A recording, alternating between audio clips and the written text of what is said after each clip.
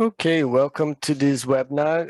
Today it will be focused on one of eShape showcases. So we'll start to by making a brief introduction on what is eShape. So eShape, as a lot of you know already, is a flagship European project bringing together key European actors to ensure the optimal implementation of EuroGL. And eventually the delivery of these EU-based benefits to a wide range of stakeholders in key societal areas. It is a unique initiative that brings together decades of investment in Earth observation and in cloud capabilities into services for decision makers, citizens, industry, and research communities. So 37 pilot applications are being developed under the seven thematic areas to address societal talent challenges, foster entrepreneurship, and support the sustainable development. What I will do now, I will show a brief video. So first, I want to promote the help desk of eShape. So the idea is that the eShape team will be standing close to our users. So please visit the eShape help desk and get your best solutions. So you can see the link there in the lower right. So what I'll do now is I will share a quick video on eShape, which is actually quite interesting. It was just released.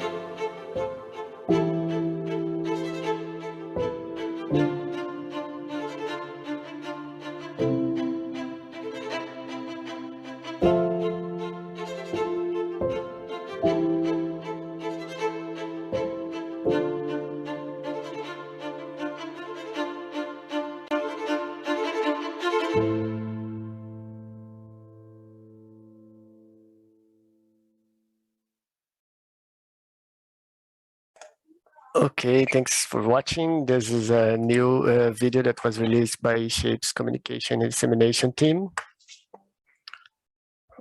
Sorry about that.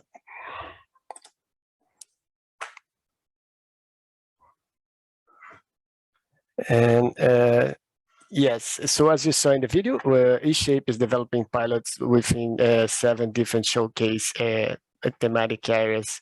So today's webinar will be dedicated to the water resource management showcase, which includes 8 pilot activities focused on different elements going from inland waters to coastal regions all the way to the open ocean. And this session today will be split among these 3 different environments.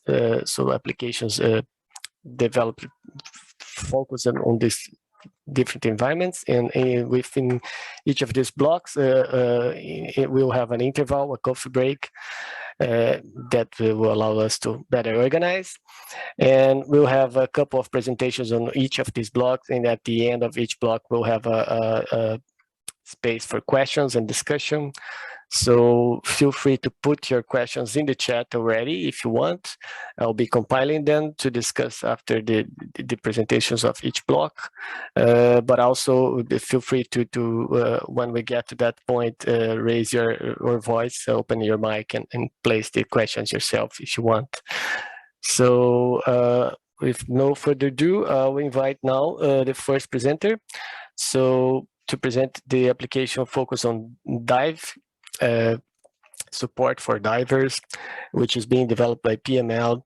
So I think Darren Smith is going to be presenting this.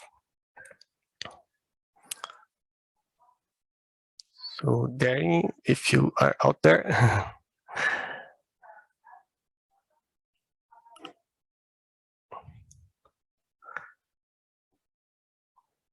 Well, I see Darren is here, but I'm not sure why he's not answering. I see Pete wants to present, but his sound is not working. So we can already see a screen, Pete's screen. Yeah, somehow we cannot hear him.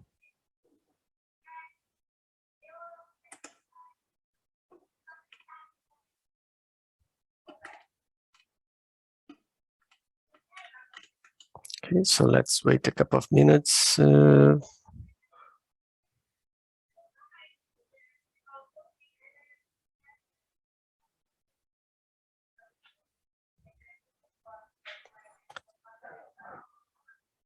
Hi, Pete. We can see you, and we can see your presentation, but we cannot hear you.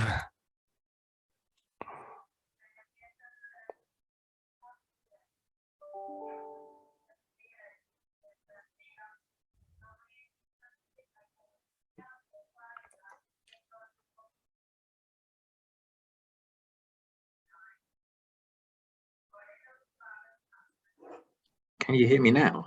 Yes, now we can. Thanks, Fitz. Now it's perfect. Okay. Hopefully it sounds okay because that's running on my laptop mic rather than the headset. So anyway. Excellent. Actually, it sounds quite good. So feel free to move over. Okay. So yeah, right. So thank you, Pedro. As you said, we're doing pilot 5.3, which is dive, which is simple water visibility information for dive planning, which is a recreational dive app. Darren, myself, and Sim Wilkinson and other people who've been developing it at Plymouth Marine Laboratory.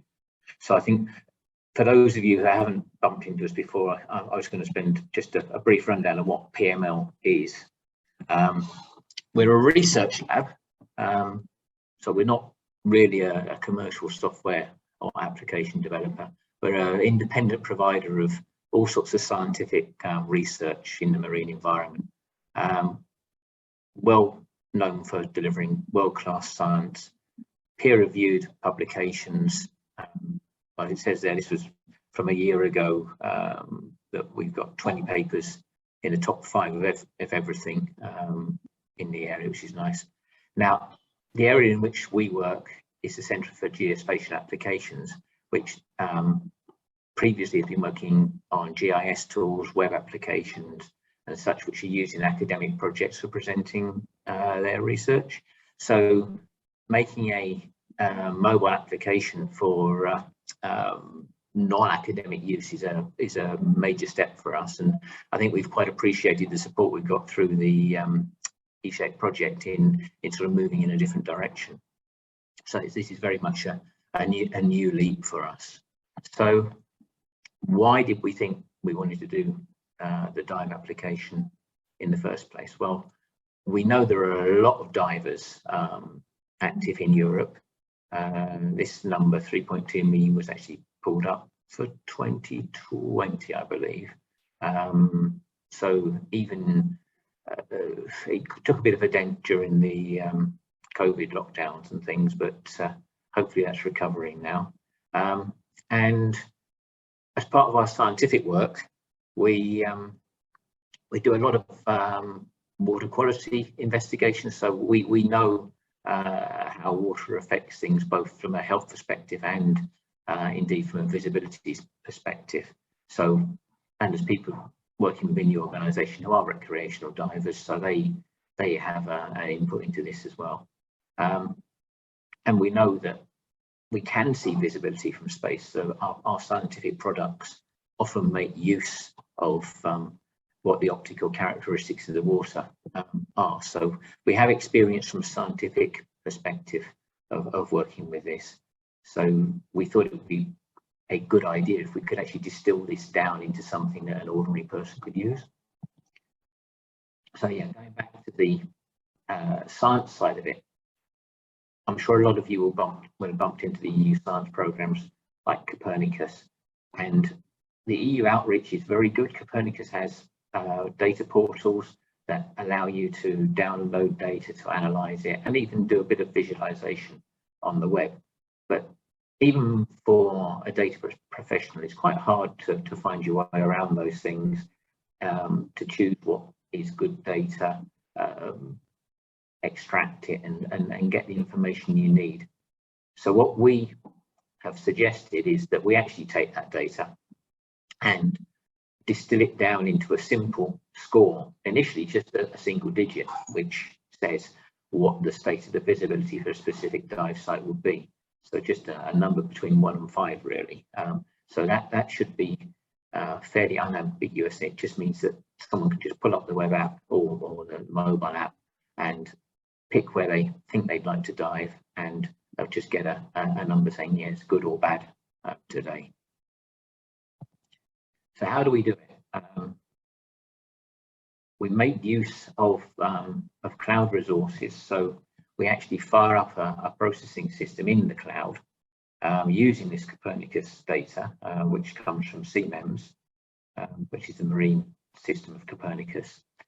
We pull the latest EO data from that system, and then we process it, as I said, just to produce a simple score for that site. So that happens in the cloud. We then upload those to our Dive API system, which we currently host within the PML data services. However, we could host that in the cloud. It's all totally independent and could sit in either location. It's just that we had a spare web server going, and we thought we might as well use it, but we could migrate the whole processing to the cloud if we wished. So everything is designed to be mobile. And talking of mobile, the final link in the system is a mobile app that Darren has developed. So basically, the diver will just pull up the app, click on the site they're interested in, and pull up the latest score.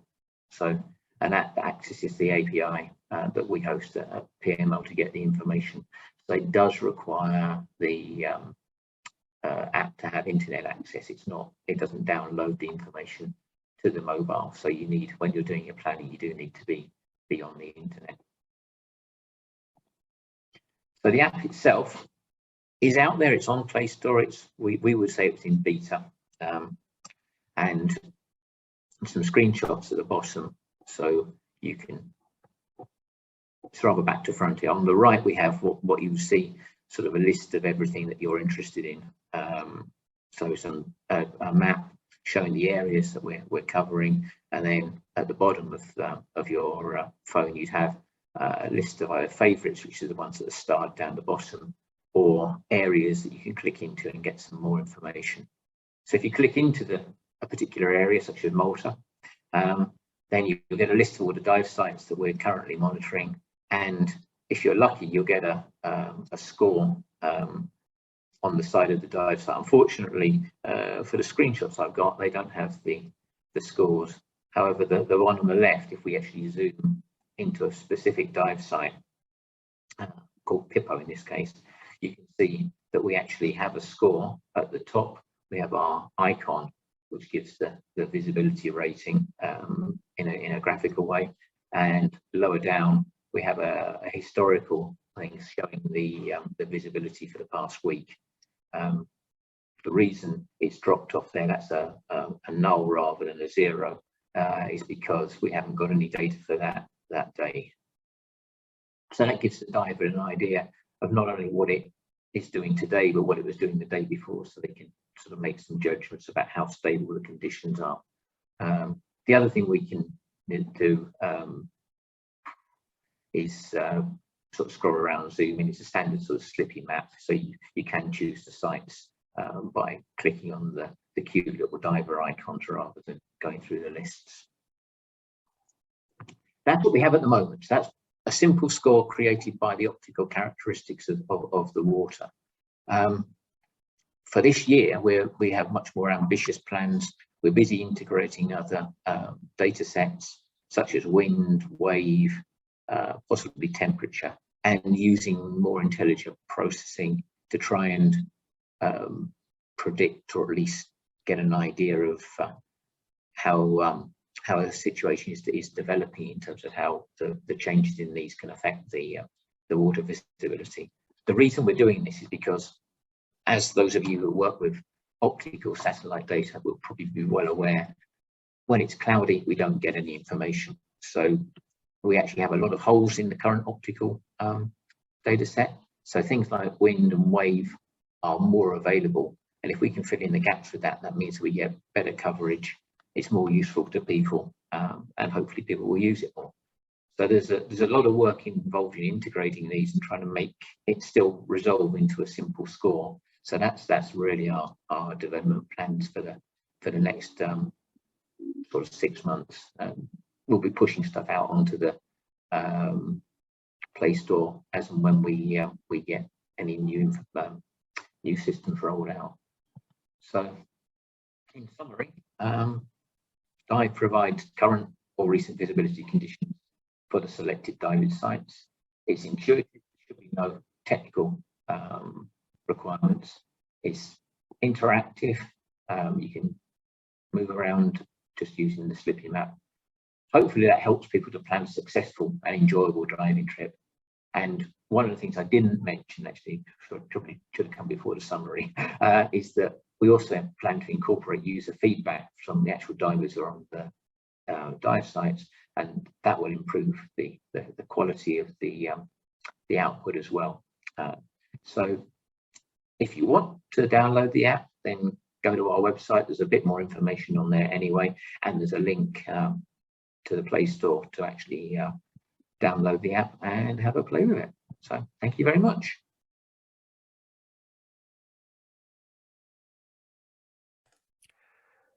Okay, thank you, Pete. Thanks a lot. It looks very interesting for sure, and I already have some questions, but let's leave that for the end. So we can proceed to the next presentation.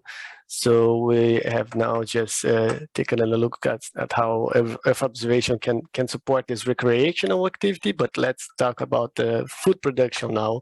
So we'll have a presentation on reticles, which is the idea is that this is a tool to support aquaculture, smart aquaculture, as you can see in the screen already, and is being developed by Planetech, and it will be presented by Antonello Aiello. So please, Antonello, so can you hear me? Yes, we hear you well and Yes, clear. yes. So hello, everyone, and thank you for joining this webinar. I'm Antonello Aiello, Senior Technical Specialist at Planetech Italia, and today I'm talking about how satellite data can support smart aquaculture brilliantly as never before. So let's move on. This is the outline for today. First, I'd like to briefly provide you with the European perspective on the aquaculture sector, why aquaculture is so relevant for sustainable development and how climate change can impact the sector. Then I'll be showing you how we manage to support mussel farmers exploiting satellite data. And finally, I'll show you, let's say, the revolution triggered by the new era of big data by satellite. But let me start by giving you a bit of background about my company, Planetech Italia, which is a small Italian enterprise, a benefit company specialized in Earth observation, space solutions, and geoservices since 1994. The company provides solutions to exploit the value of geospatial data through all phases of data lifecycle. So from data acquisition, storage, management, to the analysis and sharing of output.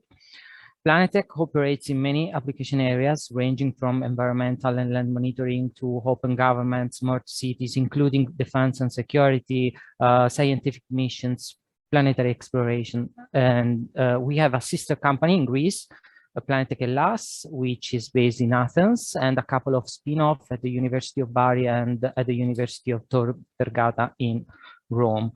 Now, let's deep dive into aquaculture, the core of my presentation.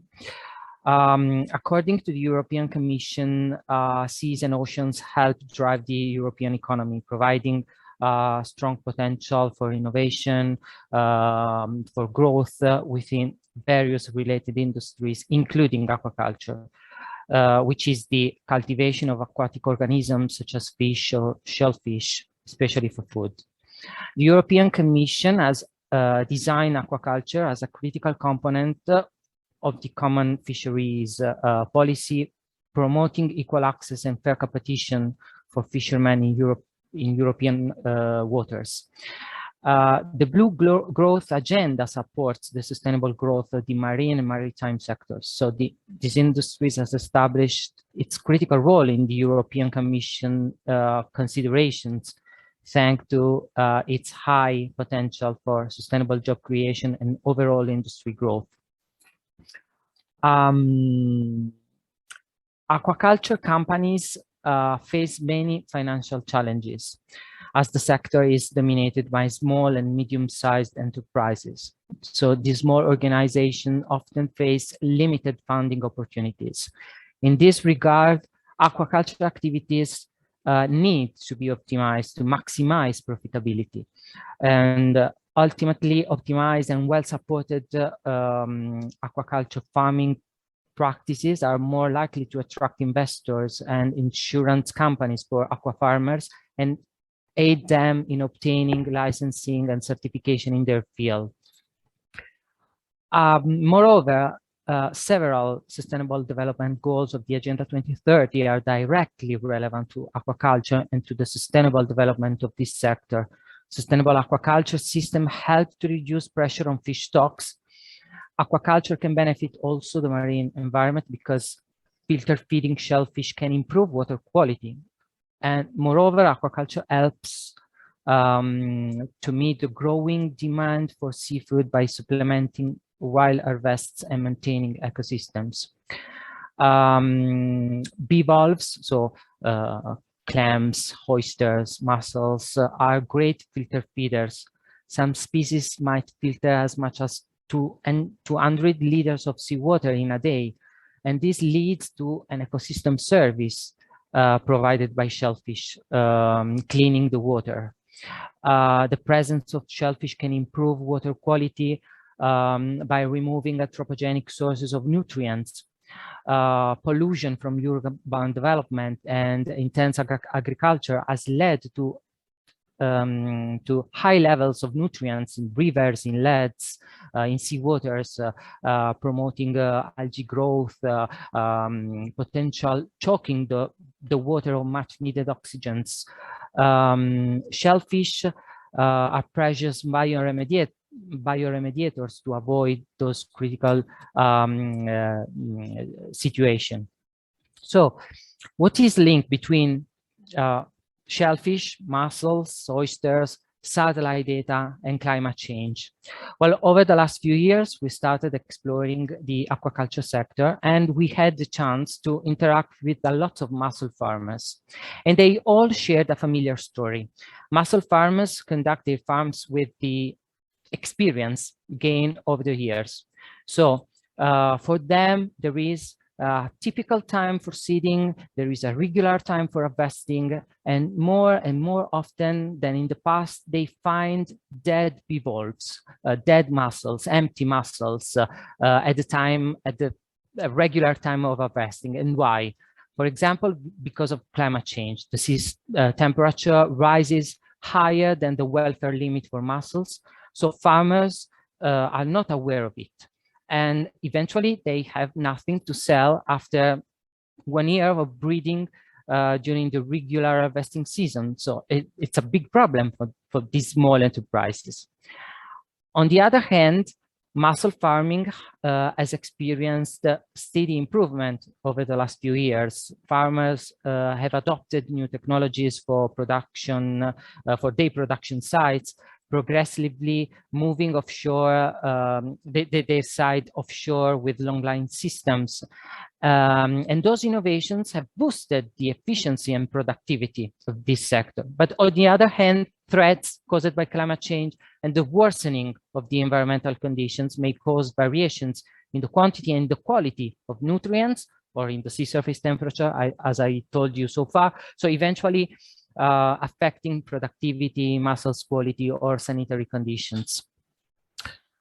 To be successful in this fast-growing industry, aqua farmers need accurate estimations and forecasts concerning the growth rate of their production, concerning also the environmental conditions over the production sites to identify the best harvesting time and selling times, not based on their experience, and minimize the risk of production loss reaching long-term business viability. And those estimations and forecasts are based on water conditions. So it is an imperative to have information on sea parameters as current information and as forecast. Such measures and forecasts can be retrieved by exploiting satellite imagery. And also by taking advantage of numerical models. However, most of those actors in the aquaculture industry have no knowledge or expertise with satellite, GIS information or numerical models. So Reticus Aquaculture is the answer, is a geoinformation service that provides mussels farmers with updated information about mussel growth rates, based on environmental conditions on their production sites. So thanks to Reticus Aquaculture, end users can evaluate the optimal harvesting time and promptly identify critical issues that may affect mussels or oysters or clams. They do not need any knowledge or expertise in such fields.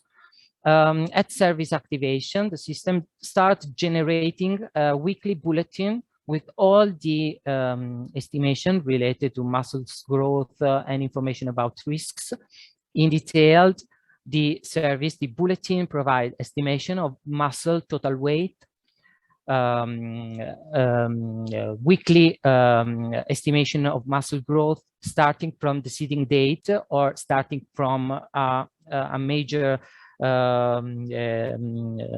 activity on the production side, 7-day forecast on growth, and also comparative analysis between the current growth rate and the previous growing season. But the bulletin provides also information about environmental parameters. As I told you so far, water quality parameters are strictly related to the welfare of mussels.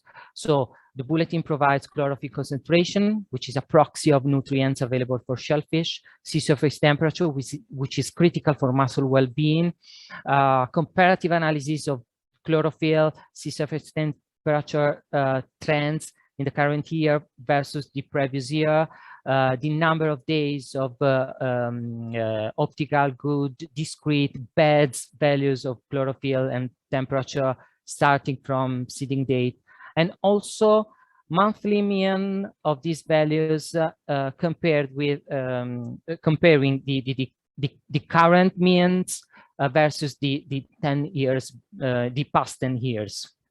So how this bulletin, this service can help them?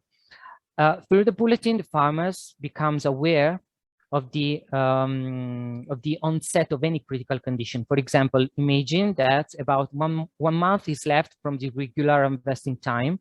So the bulletin informs the farmer that the chlorophyll is decreasing and the sea temperature is increasing over the well-being threshold. So the farmer is now aware of the environmental conditions on his side and can decide to harvest earlier, avoiding the risk of losing everything. Reticus Aquaculture exploit open satellite data for providing these measurements, starting from retrieving water quality parameters, chlorophyll, temperature, particulate organic carbon. Then regionalized algorithms are applied to those parameters to take into account their local behaviors. These data become the input of individual bioenergetic model, which simulates the shellfish growth rates. The model is based on the daily energy budget of shellfish and estimates the evolution over time of the dry weight of shellfish meat, starting from remotely sensed parameters. The dry weight is correlated to the other biometric parameters, such as the total length of mussels, the total weight, and the model can predict the individual biomass evolution. All those information, all those steps are run into a cloud infrastructure, which is called Reticus, and is an infrastructure designed, developed, and operated by Planetech. At service activation, the system starts generating this weekly bulletin with all this information until the subscription expiring date. The weekly bulletin is sent to the mussel growth as a PDF at their email address provided at service activation. So Reticus Aquaculture is a powerful solution for them. They do not need any knowledge on this kind of stuff. No need to install devices on their site. So nothing to install and nothing to maintain. While Reticus Aquaculture makes use of sophisticated algorithms and techniques, these are all done behind the scene. So the service allows them to focus on what they do best: mussel growing, try to avoid harmful situations before they become critical, saving money, and let's say producing taste products. The service has been adopted by farmers across Italy, in Greece, and we are also exploring the other European coastal countries. There was a spotlight on the service of for example, the Planetech was awarded with the SMAO Prize on Innovation for introducing this geo service. And the service has been developed exploiting the R&D projects realized by Planetech jointly with the Italian Space Agency, European Space Agency, Environmental Agency over the time. Reticus adopts a muscle growth model which was developed by Blue Farm, which is a spin-off of the University of Ca' Foscari of Venice, which is our technological partner in developing this service.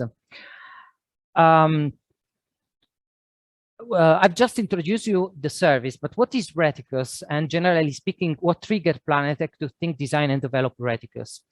Over the past few years, the Copernicus program gave birth to a new era of big data in the field of observation through the launch of the Sentinels. And those data are made available as free and open data. So relevant satellite data are now freely available with high temporal and spatial resolution. So the increasing volumes and variety of data have generated new challenges in handling data sets that require a new paradigm to extract relevant knowledge, relevant information to be effective using EO. So in the light of this new era of big data, it is not feasible to let operators carrying out the collection, the management, the processing and analysis of such massive amount of data. So following this new philosophy, Planetech designed this platform called Reticus, which is Reticus was the first Nicolaus Copernicus pupil, and the platform consumes, exploits satellite data and all that and other open data, weather data and other open data sources to provide continuous services for monitoring the Earth. From detecting and monitoring geohazard to monitoring infrastructure stability, marine water quality, aquaculture, wildfire detection, and so forth. So this is a new paradigm, shifting from the provision of data to provision of services as continuous access to information. And moreover, shifting from monitoring services on request to long-time information services available under subscription is a disruptive market innovation. So users pay for the information, not for the processing of data. And yeah, this is all by myself. So thank you for listening, for your kind attention. I'm available for questions, if any, later in the open discussion. Thank you. Perfect. Thank you, Antonello. This was quite interesting, and we can already see the maturity and the relevance of this service that it can have for the users. For sure, it can be a very valuable tool in their work. So let's move on to an even broader look at Earth observation data, as Peter will be presenting the Sea.net, which is developing at Maris. So Peter Tissi, the floor is yours. And I hope I didn't slaughter your last name now. Not more than all the others. Sorry about that, yeah. No problem. So yeah, good afternoon all. My name is Peter Thijssen at Maris. I'm going to put a spotlight on the other side of EO data, on the of marine EO data, which is the in situ component, which is also highly available at EU level. First, some words about my organization. We are an SME, existing since 1996, so just over 25 years. We work in marine data management since the start. Are very active in big European data infrastructures for historical marine data, like EMODnet, SeaDataNet, the Blue Cloud, but also in citizen science. We're a small partner in eShape, but one of our activities is to actually provide a bridge from our background in these marine in situ data infrastructures into the showcase. And then especially the first link is into the dive use case, which I will also inform you about at the end of my presentation.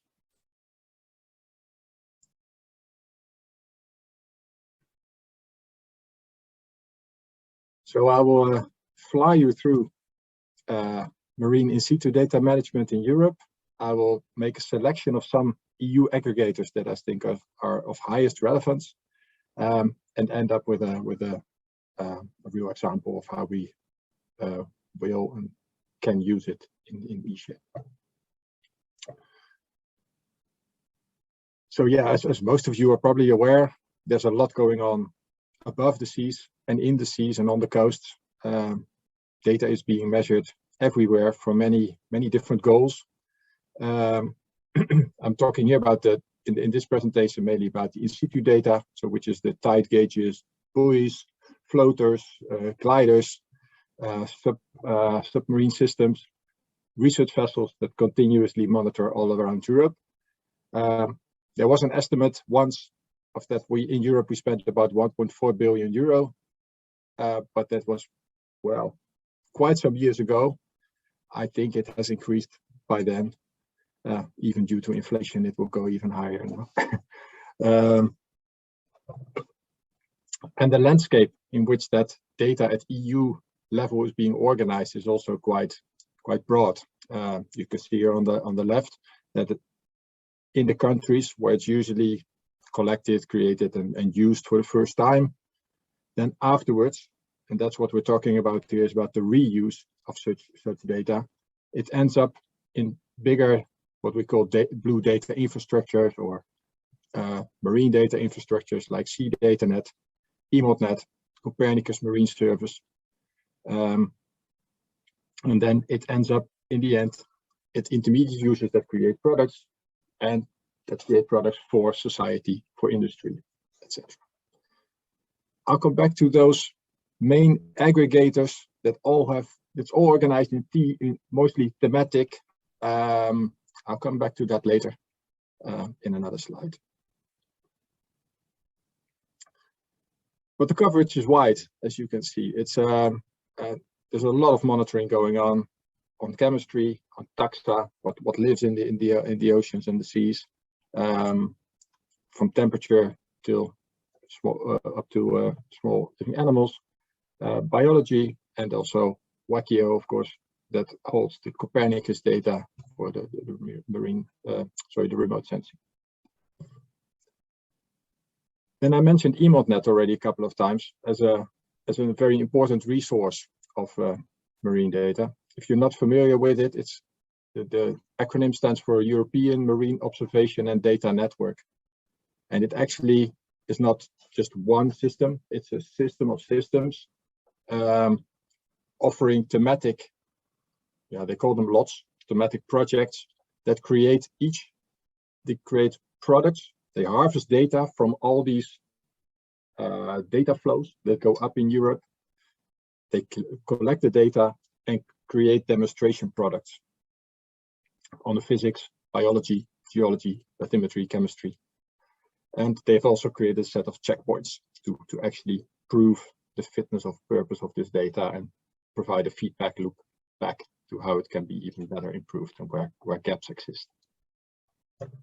So these are the lots, and you can see that they are really thematic. And under your theme of interest, you can see the main interest of the main parameters that they focus on. And in chemistry, you can see things like heavy metals, fertilizers, acidity. While in physics, you can see the waves, the temperature, currents, sea level. I'm not going to focus on each of these products because, well, then I could spend the whole afternoon for you. So I will bear with you a little bit, but I'll give you an insight. One of the nice and widely used products at the moment is the Bathymetry viewing and download service. Based on, because this is the end product that you see here, which is quite a high resolution already. It's not for sailing, but it's for research. It's a really interesting background. And that data is actually coming from lots of cruises from both the navies as well as research vessels. And you can see these tracks the surveys going on everywhere. And in the end, you end up with a data product. In this case, it's a screenshot from the 3D product viewer, and you can see what you can do with it. And this product is open and ready for download. You can select tiles, or you can use the whole product as a background of other applications. Another interesting example is the chemistry data products. As I said, they are collecting all these in situ data from these data flows. One very dominant one is the coastal litter. It's actually quite new. They're setting up protocols how to collect it and then collect it into one place, and that's done in EMODnet chemistry. And another interesting product is that they are, well, for many of these parameters that I just mentioned, they're creating actually data products like this one is a chlorophyll one in chemistry, but there's also on phosphates, silicates, but even also for contaminants like cadmium or the lead and other heavy metals. There's all kinds of products out there that can be used.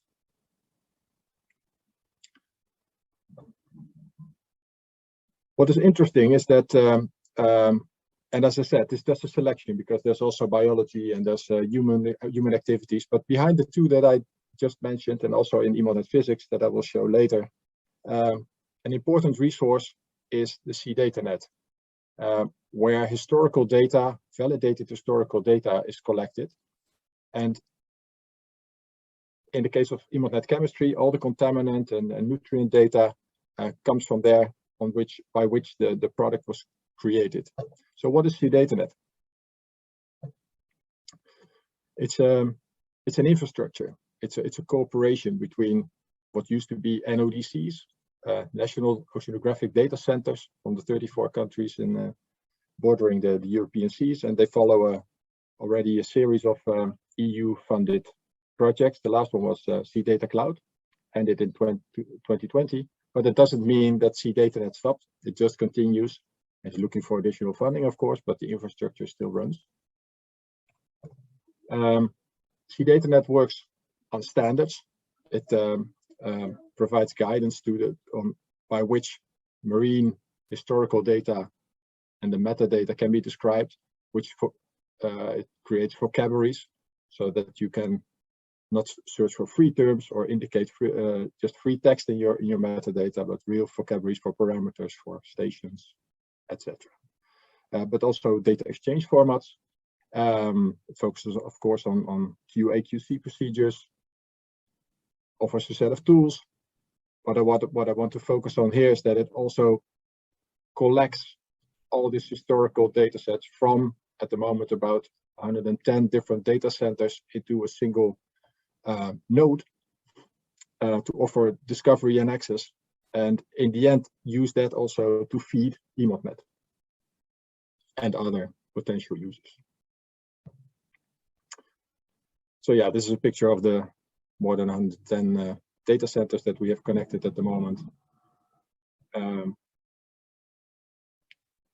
And yeah, if you visualize that, you get a kind of a blob on the map.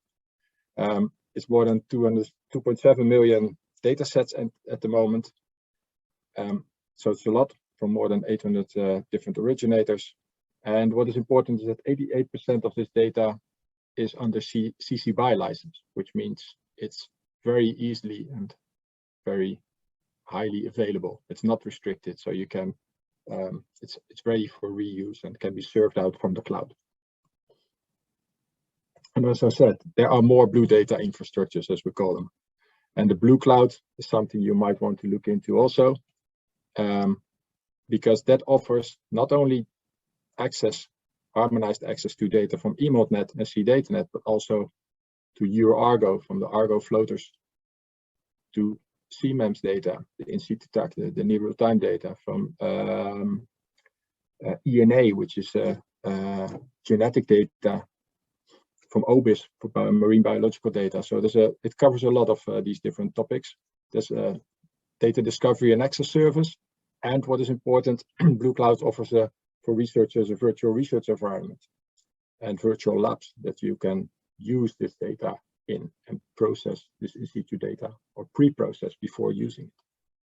So that is very interesting to support also the work in showcases related to the marine and coast, the open ocean and coast, and the E-shape. So here I took a screenshot from the virtual research environment, and there what you can do is you can actually search over all these infrastructures via metadata. You can find it, you can look for oxygen data or something, and you can draw it into your virtual research environment and then work with it. But these services are also more and more openly available to use this data and drag it into your own applications. Just some screenshots. So now a specific example of how we use this connection in E-shape, and that is, if you remember last slides of Pete in the first presentation of this afternoon, there's the divers use case, and it's based on remote sensing data, of course, but as Pete indicated, there's also gaps. What we're investigating now is if these gaps could be filled by data from EMODnet or CDataNet, and since the divers use case focuses now mostly on the Mediterranean and around Malta, we looked already what is available on datasets. In this case, it's historical, so that is not so much the near real-time gaps or real-time gaps to be filled, but of course they could be used for hindcasting and using it for validation of the modeling component, which concerns then wind, wave, and SECIDIS data, for example. And another one, and I hadn't mentioned this one, but there's also the physics, EMODnet physics lot, and that is, I think, in many cases a quite interesting resource, because that provides an overview of near real-time data, so which is well, almost real-time, but not quite, with a little delay. For the divers case, it provides wind and wave data in the Mediterranean, and we found some interesting sites that can be used for validation and gap filling, and we will discuss with PML what kind of services we can offer to regularly let that flow towards PML. And you can see here that actually it's called near real-time data, but also what they call the yearly files of the near real-time data are also kept. So it's still not additionally validated, but the yearly files are there. So you can go quite far back in time sometimes, like in this case, even into the 90s. And the CDataNet data, the historical files are also available via EMODnet physics as an additional validated data set. Not for all the platforms, of course, but for me. So yeah, that's how it fits together. There's a lot more to tell, but I think for this afternoon I'll leave to that. If there are questions, feel free to ask them. Thank you. Okay, thank you very much, Peter. That is really a very big potential and a complicated subject to present. You know, you could, like I said, you could be here for hours describing just the enormous amount of data that's available on these aggregators. Correct. Yes. Yeah. So indeed, now we have our question session. So I'll just show here the agenda. As you can see, we have now run through the first 3 presentations on the first block. So we have 20 minutes now for questions.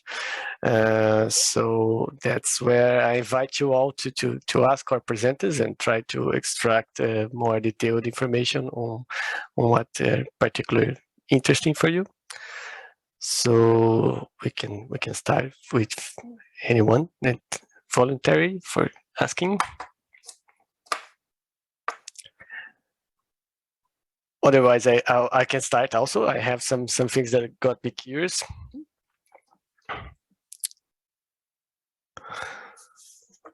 So, well, let's try some questions from my side. So I would like to ask Pete first about the dive application. And it's really that was quite interesting to see the results you have already, and that this is already at this stage where it's actually a mobile application that's available for anyone and on Google Play. So it's quite interesting. My question is about coverage. I saw that you're focused mostly in the Mediterranean, in particular at Malta. But I'm wondering if you are still open to upscale the service for other areas. Are you interested in still in connecting with different diving communities to get their feedback as users, or have you gone through that phase already? No, we would still be interested. What happened was we were originally intending to work within our home waters around Plymouth, and we found that the weather conditions were such that we weren't getting that much data. So that's why we ended up working with Dive-Based Malta, because the Mediterranean weather is much better for visibility purposes. So no, we don't want to necessarily get too many people involved or too wide an area, but yeah, other areas within the Mediterranean would be of interest to us if anyone did want to be involved. Okay, thanks, Pete. I think this is a good invitation for our MED communities to engage with PML. And another question, Pete, that was also not so clear from my side, it's about validation. Because now you just mentioned that you didn't have the good environmental conditions around Plymouth, but you mean that you actually get data from visibility data from divers to validate the tool, or how do you perform that? This is what we would like to do. At present, we don't. Also, we have a bit of a dilemma, because there's a difference between what we might consider to be sort of valid scientific data that we would use for our normal day-to-day work, and also what a diver might record, because we're giving them this very simple score. So actually our plans are that generally the divers will just comment on the simple score and say whether it was correct or not, and so there'll be a very rough thing. However, one thing that Peter didn't mention when he was talking about the discussions we've had with them is that Peter has another project called Eye on Water, which actually encourages people to go out and take measurements using Secchi discs and simple equipment like that. So we will be very interested if dive organisations who are using the app could also get more involved with the sort of more scientific style measurements that perhaps use a smaller amount of equipment, and that would be very useful for validating. On the other validation side, that's the thing we're talking to Marius about, is using hindcasting to go back and get information that they've gathered over the last few years, and then run that through the app and see to check that it is accurate. Excellent. Yeah, I agree. These are three. We already have discussed it in 3 different strategies for validation. So I think this is quite interesting. I would be very interested in seeing those results as a publication, because you're combining now something that's very traditional, so looking for hindcast of in situ data, with something that we are still considering a bit innovative, which is citizen science. And it's always really challenging, again, for the standards and to actually understand this as scientific information. It is for sure valuable information, but we all know that it's not straightforward to deal with this kind of feedback from users. Okay, I'll just check the chat. Yeah, Peter just put the link for Eye on Water, so I am aware of that. But if the other participants here have not checked that out, it's quite interesting. I think it was a great idea to use something that everybody now has, which is a mobile phone, to get more precise information. Okay. I would like Hi, to make a question to Peter from Maris. You referred that a lot of money is spent in marine data acquisition, a lot of investment, and I would like you to hear you a little bit about fisheries data. What is your experience with fisheries? I'm not talking about fisheries products, but fisheries data, raw data. Thank you. The raw data. Yeah, that's a lot. Well, the scientific trolls, huh? Those for cows, those are available in EMODnet biology, mainly, for example, to do the studies on abundance of certain species. But I know from commercial fisheries and the data from that, yeah, that is a lot harder, because there's a lot of sensitivity in that, in where's being caught what. That's not my main topic of knowledge, I must admit, because I'm not from the marine biological side. I'm more from the physical and chemical domain. But I know that it's more difficult. But of course, you probably know ICES, right, as one of the main resources for fishery data. Yeah, ICES issues regularly data calls for fisheries data, but in fact is extremely difficult to access some of this data, because they are bounded to confidentiality. And I'm asking this because in our pilot, the pilot 5 in this area, which is called monitoring fishing activities, we had a lot of issues with this confidentiality. However, sometimes we don't understand, because data can be anonymized, and so it's all. I'm very much aware of this. Actually, what you see in, if you would go 20 years back in time, actually many of the data that is now on the CC BY license, like the chemical data and sometimes even just simple temperature data, was still restricted. That is now opening more and more and more. So there is a change, but I'm very much aware that, especially on this type of data, the fishery data, there's still a lot of confidentiality, as is with the raw data, for example, also for bathymetry, the high resolution bathymetry, which is usually, or in many cases, collected by navies.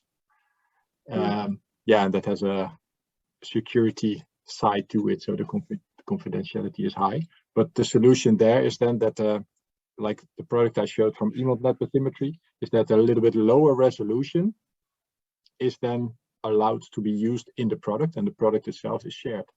So yeah, maybe, as you say, the solution should be in sharing either anonymized data or a little bit less aggregated form, so that it's still useful for research, while it's impossible still to come into the privacy side of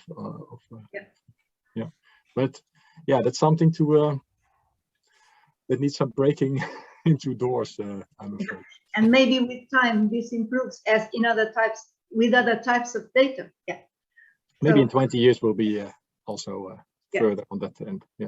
I believe so. Thank you, Peter. Thank you. Let's hope we don't have to wait 20 years, Peter. Let's hope we can. Okay. Let's go for 5 to 10. Push a bit on the politicians to try to enforce this. I think this is a very important issue. It's quite technical, but in the end, it affects us all the developers here, but also the society as a whole, because the society is paying for most of this data in one way or another by public funding, and so it's quite important that the European Commission and ESA and everyone else enforces that whatever this data is being, at least when it's being paid by public money, it has to be made available. And one way of doing it is, of course, maybe the only way of doing this is by using this sort of aggregator platforms that you just presented. So I actually have a specific question on that. Well, we're already moving to the second presentation, but yes, if any others have still questions on the Dive application, please feel free.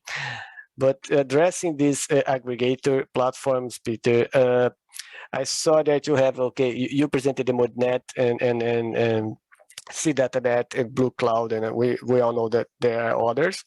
But from these ones, I think, would you consider Blue Cloud to be currently the main destination, the best door to this data, the best way to explore the data? Because if you think about someone that is just starting to build an application or building a service or building just a research, what would you suggest? Should we explore all of them? Should we start with one, and then if it's not there, we go to another? What's a good roadmap? Yeah, that's a very good question, because it depends on the type of user that you are. eModNet is strong in its products, because usually what we learned is that when a user, and that could be a researcher, could be somebody from industry, is looking for data, in many cases they're actually looking for what we call information, a data product, a generated product, which is validated and scientifically checked and easy to use. So there, eModNet is a good step in to the domain. CDataNet, data as I showed it, is really the raw data if you want to do research. So if you really if you're a student or a researcher and you want to do your climatology study on some area, then the CDataNet could be of use, the CDataNet CDI system. But the Blue Cloud is indeed, well, it has a very good momentum, where Maris is actually technical coordinator in it. So so that's our role in the Blue Cloud. It has applied for follow-up. Let's hope it receives that, because it's we see it as the marine component of EOSC, the European Open Science Cloud. And it helps because it aggregates a lot of these, as I said, a lot of these blue data infrastructures. I would advise, if you're not happy with what you find in eModNet, you want to see more, go to the Blue Cloud, and especially use the tool set in there, because and of course it's still in development, but it's already very strong that you can work with Jupyter notebooks on data, draw data in, process, and there's a lot higher ambition. So in 3 to 5 years, we hope to be much further with the Blue Cloud than we are now, but there's a very good potential. Yeah, I agree. I have tried a little bit, and then it's really a great tool, and with a lot of different ways of exploring the data, and so it's quite interesting. And if you want to combine it, like in this case with remote sensing data with the EC2 data, I think the Blue Cloud really offers the good tool set, and in the next iteration, we hope to go to even more direct services, so that you can actually draw data from these blue data infrastructures easier into like a data lake, a bit of a buzzword, but an easy collection that you can access and subset and draw it into your application to combine it with remote sensing data. Yeah. Okay. Thank you. I think this is a bit of the concept of the digital twin, but just starting, taking its first steps probably through these platforms. So it's something that we all will get more and more familiar on the coming years for sure. So it's quite interesting. So any other question for Peter? Or Pete, for that matter? So I have another question, but now for Planetech, so for Antonello. And it's actually, Antonello, I came with these questions as you were presenting, but then in the end, you actually commented a bit about this. Because I think it's quite interesting is in your application is that not only you are showing the environmental data that is of course very important for the producer of aquaculture, but also you are showing something that I consider much more sophisticated, which is a mussel grow model, something like that. So you briefly commented on that, that you have internal model, analytical model to try to estimate this growth. I'm interested to understand how do you build that? Do you and mostly have you relied on the engaged users to build that? How much have you relied? So have they helped you with validation? Have they helped you with input data? How does this particular component, which I think is quite impressive, how does that work? Yeah. So as I told you, a number of farmers adopted the service. So for mussel, for instance, starting from seeding, there are during the year there are some other operations done by producers. So time by time they put out the mussels that they put mussels in socks, and time by time they put the mussels outside the sea. Sort them about based on sizes, and then put together mussels of the same size in other socks. This operation is called socking. And this is done because mussels outside the sock grow more than mussels inside, because they have the possibility to have more nutrients than mussels in the inner of the socks.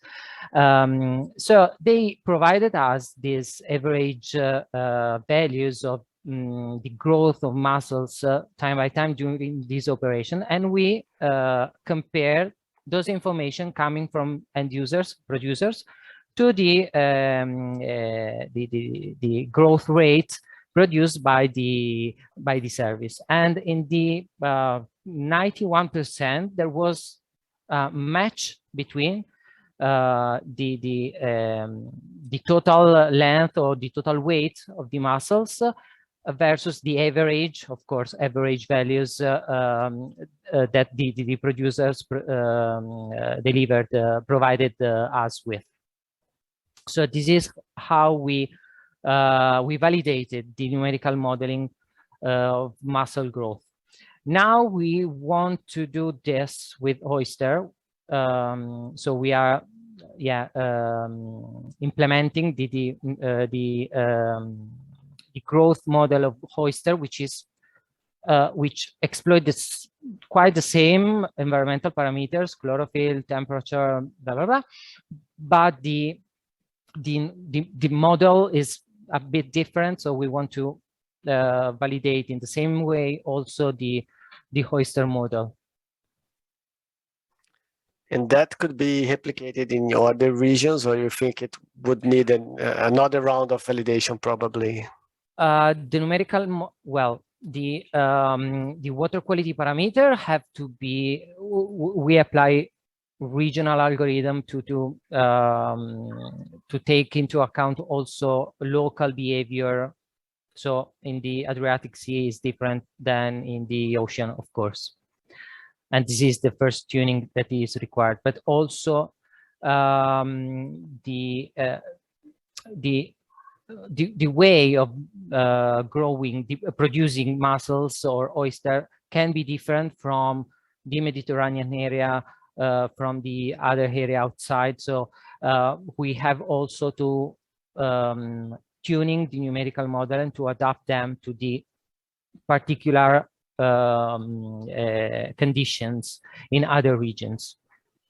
Then this is required. But yeah, after this tuning is everything is can be repeated the same. Yeah, Indeed. Also, this is Angelo. Also, sorry, if I may add, that we've learned. Yeah, thank you. We've learned, thanks to eShape, that the operational conditions are quite different from Italy and also from the other countries that we in some way studied during the beginning of the project, like Ireland, like the Atlantic part of Spain. So the first month were dedicated to study the different operational conditions and or between among the different regions of Europe. So indeed, actually, Angelo, what I can see is that the idea of eShape, which is working very closely with users, it's actually quite important in this application, because it has to be permanently adapted and tailored. So while you have a general framework, it's really necessary to do this local adaptation. And for that, you need the engaged users. Yes, which is always a challenge, because if you don't have a product, it's hard to get users, and if you don't have users, you cannot reach the product. So that's kind of the issue that we are all dealing with here in eShape. I think it's a key issue that we have to somehow find a way to engage with them bit by bit and start improving the applications. Yes. Okay, so we're moving a bit ahead of time, so we still have time for more questions if we have people.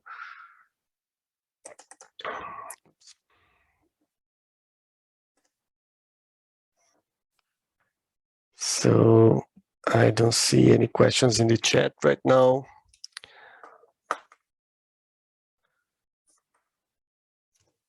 Okay, so I think we can leave it to the end. So like I said, we're gonna have two more sessions, two more blocks of presentations. This first one was for the coastal part, but now the next one in the afternoon will be we're going out to the sea, going to the more open ocean applications, and we'll finalize looking back at land for the inland water resource management applications.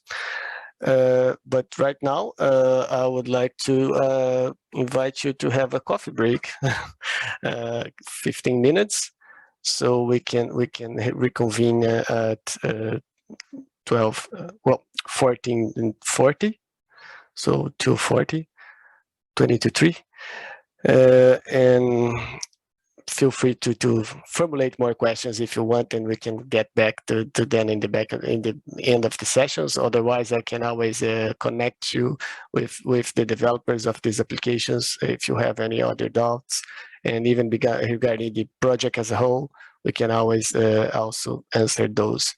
So feel free to reach out to me or here on the chat or by email later. But yes, let's take a quick break now and meet again at 20 to 3. See you later.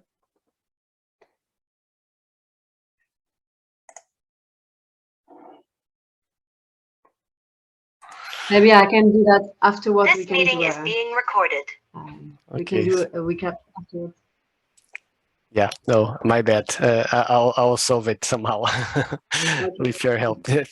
Thanks for reminding. This is a problem to have the coffee breaks and forgetting to put it on again. I'm just trying to be on the safe side and having these smaller videos, so don't have the files so large, but still we need to remember. Okay, so let's get ahead for the next one. I'm ready, and we get back for questions by the end of the session. So the next presentation is going to be showed by Aida Campos from IPMA, the Portuguese Meteorological and Atmospherical Institute, but also by my colleague Miguel Rivas from Demos, and it's addressing the monitoring fishing activity. So Aida, the floor is yours. Yeah, thank you, Pedro. So I will briefly introduce the pilot, and then Miguel Chapela Rivas from Demos will continue the presentation, as Pedro said. So as Pedro is sharing, okay, thank you. So, okay, so IPMA in collaboration with Demos is leading this pilot, which is called, shortly called Monitoring Fishing Activity. And our study area, you can see our study area there in the picture, is the Northeast Atlantic, comprising the areas of Portuguese jurisdiction, which are the areas in red in the picture. And it includes the continental EZ and the EZs of Açores and the Madeira Islands. It's a vast area of the Atlantic. So what is the reason for this pilot, or what is this pilot important? First, because fishing is the most important human activity directly impacting the marine ecosystems, these ecosystems in particular. And there is a special concern on the impacts of fisheries in these oceanic areas over the deep sea. So these areas are under a great amount of pressure. They are out of sight, and there is a very strong need to answer some questions on what are the fleets operating here, involved in these fisheries, what are the species exploited, and where do these fleets operate and how they operate. And to answer this question, we need spatial information. Spatial data. Spatial fisheries data is already collected at the scope of Union monitoring programs, and it is extremely important that this information is incorporated in conservation planning processes, and these processes have to be in line with EU policies, such as the Common Fisheries Policy and the Marine Strategy Framework Directive.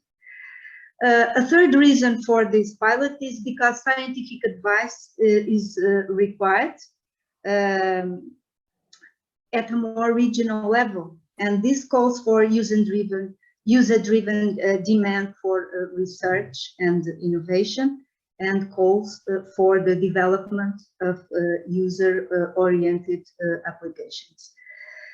A fourth reason is because data collected through electronic monitoring systems, spatial data, is essential for the definition of management measures, but their potential is far from being fully used in support to scientific advice.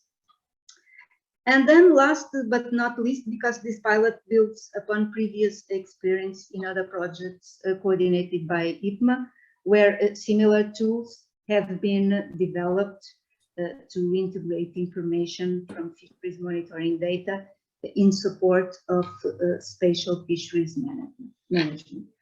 So what is the aim of the pilot? The aim is to develop a web-based tool for exploration and visualization of spatial fishing information, providing maps of fishing intensity, landings, catch rates, and also environmental characterization of these areas for pelagic fisheries. And the second objective is to raise awareness of key users towards sustainable fishing activities. Who are these key users? Is the Portuguese administration, the Portuguese Directorate of Natural Resources, which is the organism in charge of fisheries administration, and they are also the main data provider in this pilot for the fisheries data. Other key users are regional governments, scientific community, stakeholders, organizations, and international organizations such as NIAC, the Northeast Atlantic Fisheries Commission, for instance. The requirements of this pilot, this application should be user-driven, co-designed, so and delivering policy, economic, and social value, and it should demonstrate effective use of European Earth observation resources. So can I have the next slide, please? Okay, so what are the fleets analyzed? In a short glimpse of these fisheries. The first one, so this pilot focus on the main pelagic fisheries taking place in these areas, and one is the drifting longline fishery that you can see here. So you see here a Portuguese longliner along with a schematic drawing showing how the fisheries, the fishing gear operates. And the target species here is the swordfish. It's the main target species, but there is an important and valuable and wanted bycatch of tuna fish and sharks, tuna fish of several species, and the blue shark that you see here. Also, the mako shark is a bycatch, and these are sensitive species from the point of view of conservation. Next slide, please, Pedro. And the next fishery is the pole and line fishery, which is a traditional fishery in the Azores and Madeira regions, and is a very high selective method to catch tuna by the Portuguese fleet. And here we have no bycatch. Tuna fish is the species, and we have a certified sustainable fishery. One man, one fish. That's what we call this. So next slide, please. What are the key data sets in which we depend? We have the fisheries dependent data, which are collected by fishers in their normal activity. And this data are available under requirement to national authorities. And these are confidential data, so they are sent anonymized, and they are obtained through national monitoring programs. So we have the daily sales, the fleet technical characteristics. We have also georeference data from the fishing activity, the VMS data, and also the e-logbooks. And I signaled there the VMS data because, in fact, we haven't received this data during the pilot. A second source are Earth observation data comprising open access data obtained through the European Marine Observation and Data Network, the EMODNet, such as bathymetric and sediment charts, and also through the Copernicus Marine Environment Monitoring Services, MEMS. And it provides free, regular, and systematic information on satellite data. EO also comprise data acquired through external suppliers from vessels tracking systems, which is the case of the Automatic Identification System, AIS, which we have used in this pilot. Next slide, please. What is the expected outcome is extending previous applications. What you see here, it's an application developed at the scope of the project, and which was the basis of departure for this pilot. And here we are linking data from the georeference activity of vessels with data from catches of the logbooks of the vessels studied.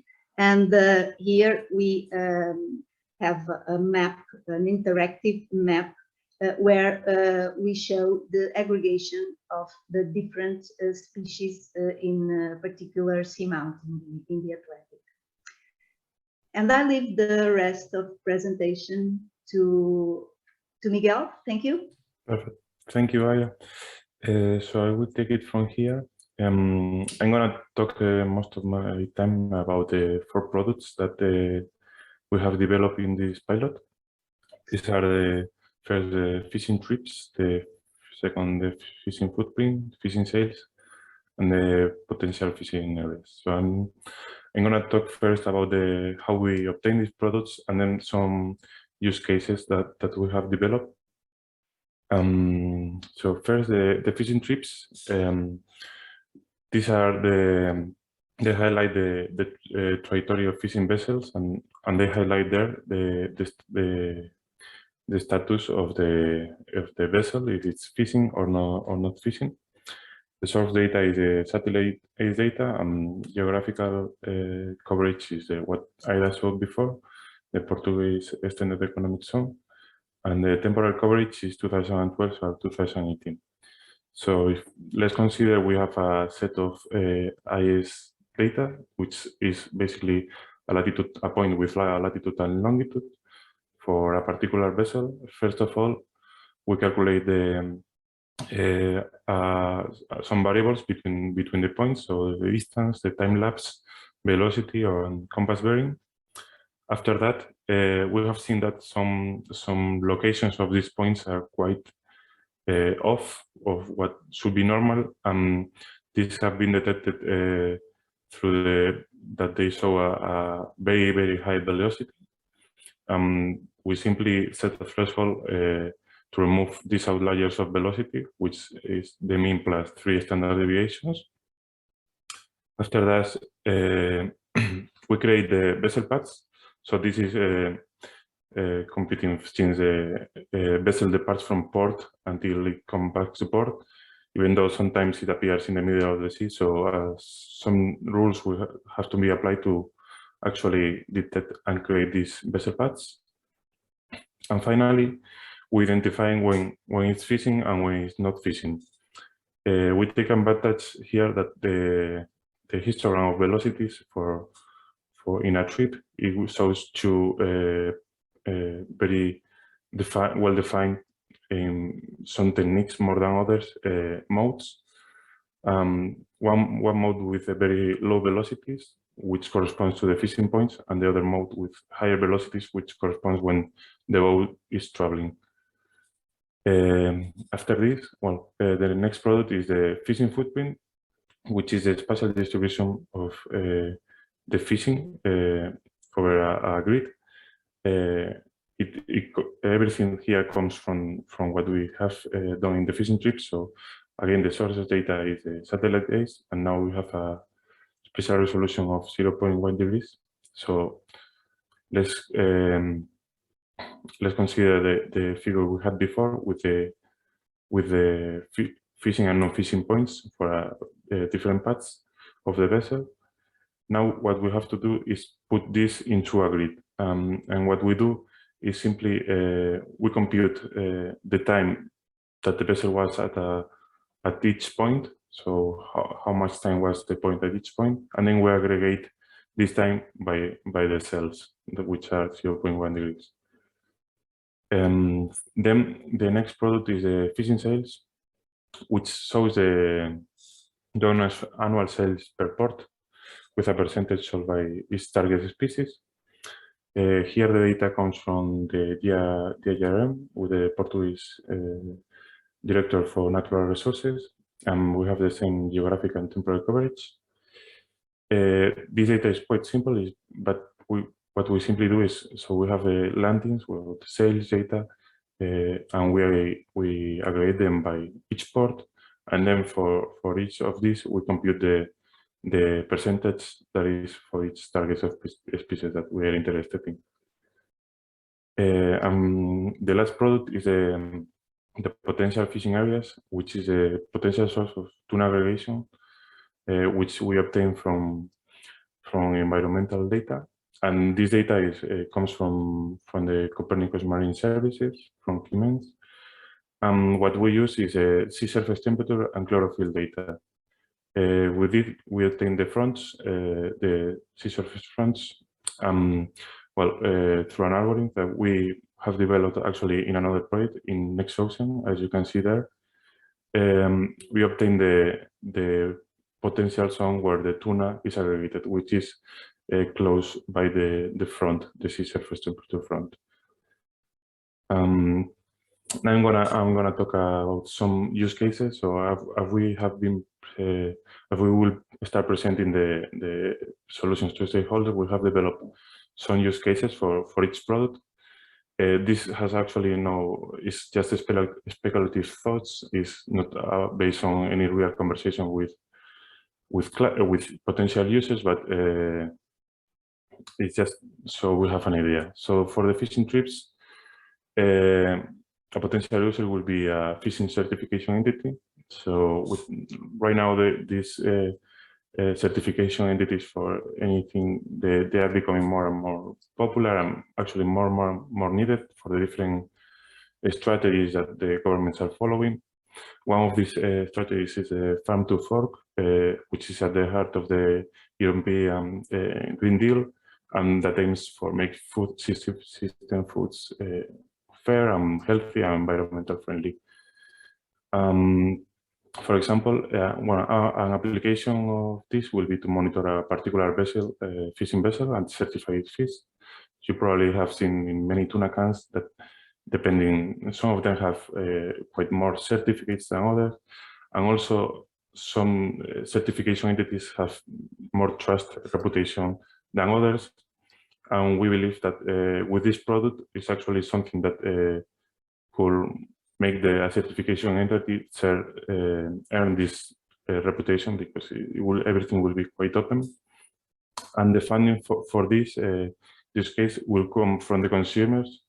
You can see the difference in price from better certified, let's say, can than another with not many certifications. It's actually because the consumers are demanding these products. We can see an example of a fishing trip. So this trip started on the 7th of July and the 12th of July of 2018. You can see the white points is the non-fishing points detected with the ICE data, and in blue, the fishing points. We can see also that the logbooks events, which are recorded by in the vessel, in green, the green triangle and the red triangle, the end, they recorded 5 fishing events, which we can see that the positions is not corresponding with what we actually have seen from the ICE data. So like with ICE data, so as better performance than the logbooks in this case.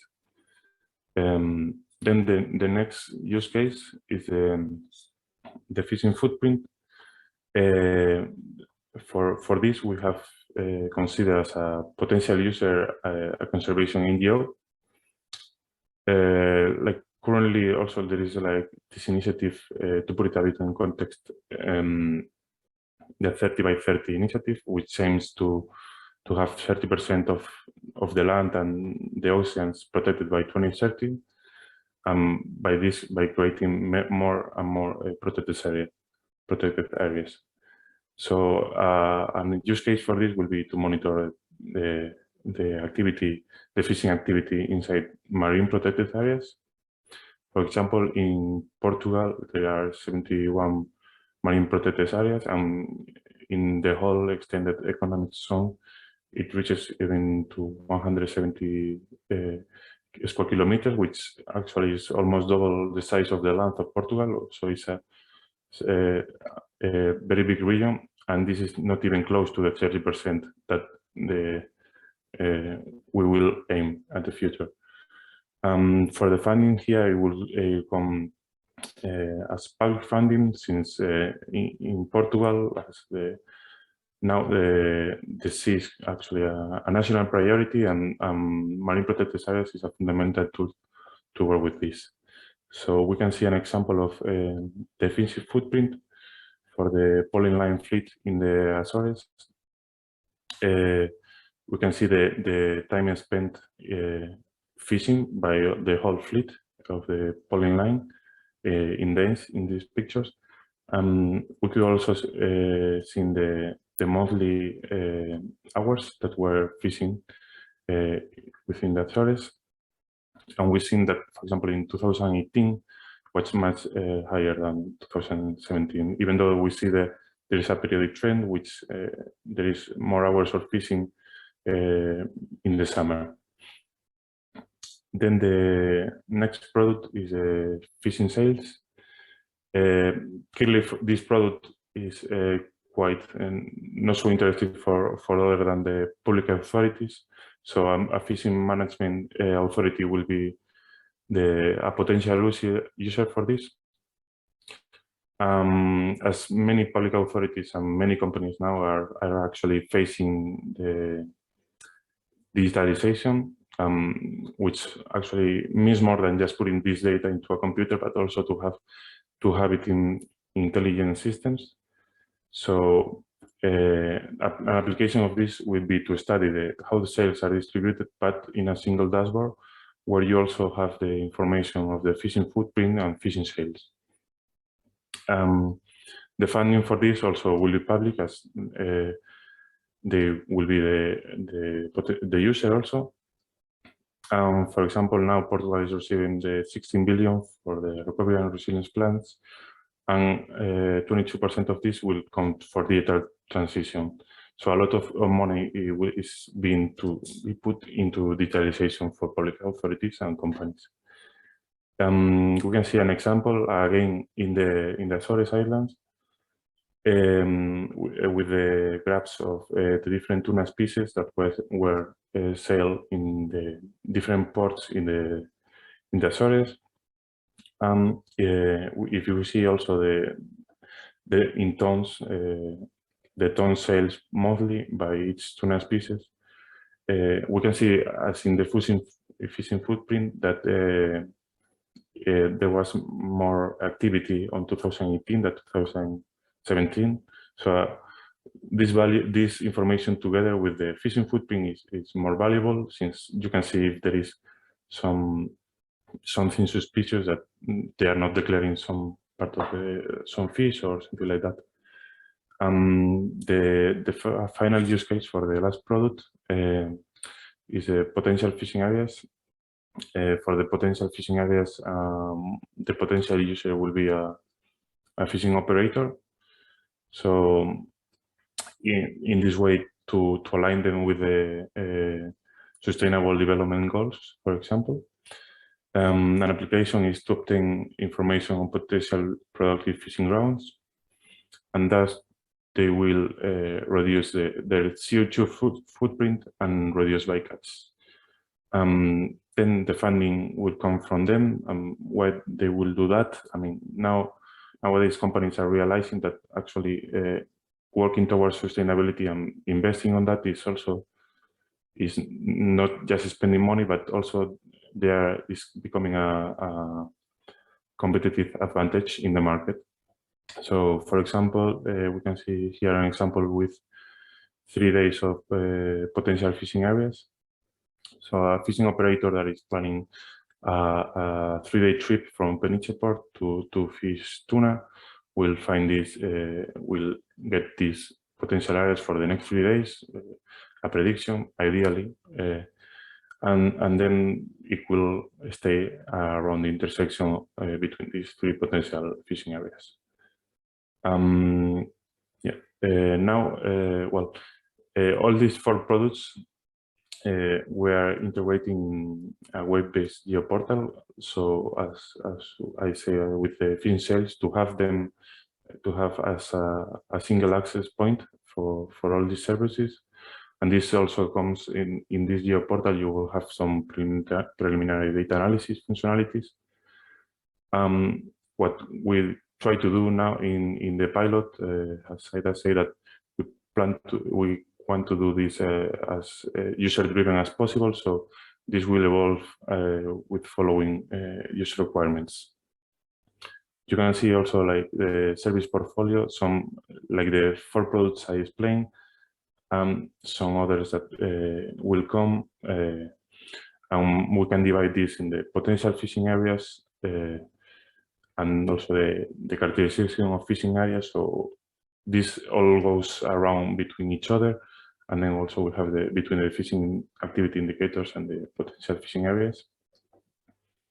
Finally, so our expected further developments are to integrate, as I say, the new version of the applications in the operational environment, perform more prototype demonstrations with users, refine the algorithms for fishing activity.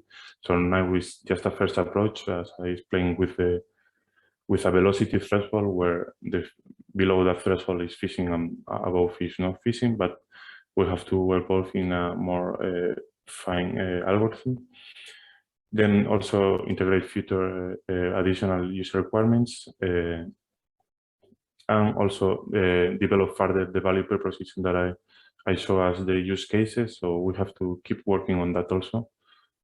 Yeah, that's all my presentation. Okay, thank you very much, Miguel. This was quite interesting, and there's a lot of products, and hope people that was able to absorb it and just see how we can try to use this alternative data. So AES data is not currently being used by fishers themselves to verify this information, but yeah, we know about some similar initiatives. There is for sure value in that approach. So yeah, it comes to, we are coming now to the question session. So I'm looking at the chat and we still don't have much movement there. So again, I invite you all to place your questions directly to the presenters, Miguel, Aida, Marion, or either just put it on the chat and I'll read it. So I know, Aida, you want to start or someone else? Annelies? Yeah, I actually have a question to Marion about the Sargassum. I don't know much about Sargassum, so I was wondering, by detecting it by satellite, is it always floating or in the upper layers, or could it also be in deeper layers of the water? Well, Sargassum is actually a name that is used for a lot of algae, but the one that we are focusing on in the service is really floating Sargassum. So it's two types of different Sargassum. They call Sargassum natans and Sargassum fluitans for their real name. And the thing is, there's still a lot of things that we don't really know about Sargassum, and there's still a lot of research. And in particular, we know that when it's deteriorating, it's probably sinking in the ocean. But then we lose track as soon as it goes underwater, because with the satellite we can only see when it's floating at the surface. Another research topic is also on the proliferation and reproduction of the Sargassum, because when you look at the seasonal trends, you really see that there are more Sargassum during the summer season and less during the winter. So there are a lot of biological processes going on, and for this there are a lot of research that specifically work on this. So we're really focusing on detecting when it's increasing and to warn the people for the arrival. Okay, thank you. Thanks, Marion. Anyone else? I actually have some questions for Marion, but I'll try to be brief and just have one. So Marion, I see that you mentioned the high resolution data, so the Sentinel-2 data that you're using to look at more coastal areas. And on the other hand, you also showed that you are already providing daily data from Sentinel-3, so the more lower resolution, which is still quite high resolution, 300 meters, but for this application, I think for open water is still actually quite nice. But for the coastal, I think it's really interesting that you're using Sentinel-2. So are you currently already providing this? Is it restricted to coastal stretches, or are you getting the data from beaching or for the landing already, or just right before that? How this high resolution data is being delivered? So the high resolution data is included in the operational service. So it's really like when we're focusing on providing support for real-time operation, for cleaning operation, collecting at sea, also in closer area. So it's in the same tool that I've shown you. So it's the same web interface, but we are also we have other data sets in the menu, and we are focusing on the coastal areas where we add the Sentinel-2 data when it's available, because it goes every 2 to 3 days on one specific area. So as soon as we have the data, we process it and we add the data on the platform. It provides a lot of it refines the detection and the observation of the Sargassum. So usually it completes also because it comes at a different time from Sentinel-3 and MODIS. So you can get more luck in between the clouds. But it's really, because it's 20 meters resolution, it's not the resolution that we use for seasonal and global global management of the Sargassum issue. For the seasonal topic, we use the 300 meters resolution, but even from this data, we actually average it to provide weekly data and 1 kilometer, because for the seasonal trend, it's enough in terms of data. Yeah, of course, you So also really close the gaps, of course, also with this Yes. interpolation, which is necessary, of course. Mm. Okay, I have one more, and I'm gonna try to throw it here because we have the time, and it's regarding the Sargassum Hub, because I know that you're also collaborating with them, and it's quite an interesting initiative. So I would ask you to maybe tell us about your experience with them. And it's something that's being organized by GeoBlue Planet, and and I think is it a good way of finding more users, more stakeholders? Is it working for you? Well, what we've been discussing with the GeoBlue Planet is that actually the data that we've been developing during the eShape project, it will be provided also through the Sargassum Hub.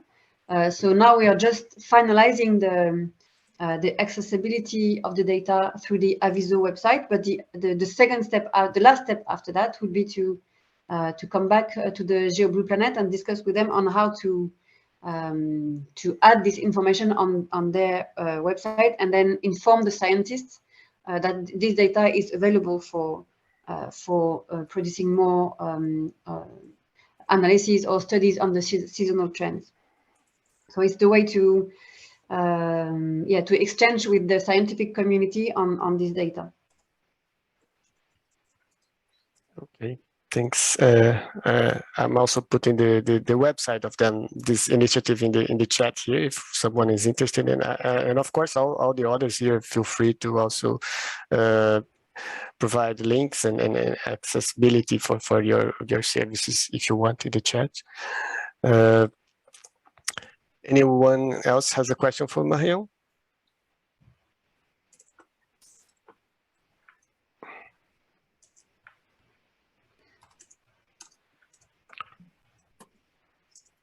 Okay, so maybe we can proceed now for the presentation on monitoring of fishing activities.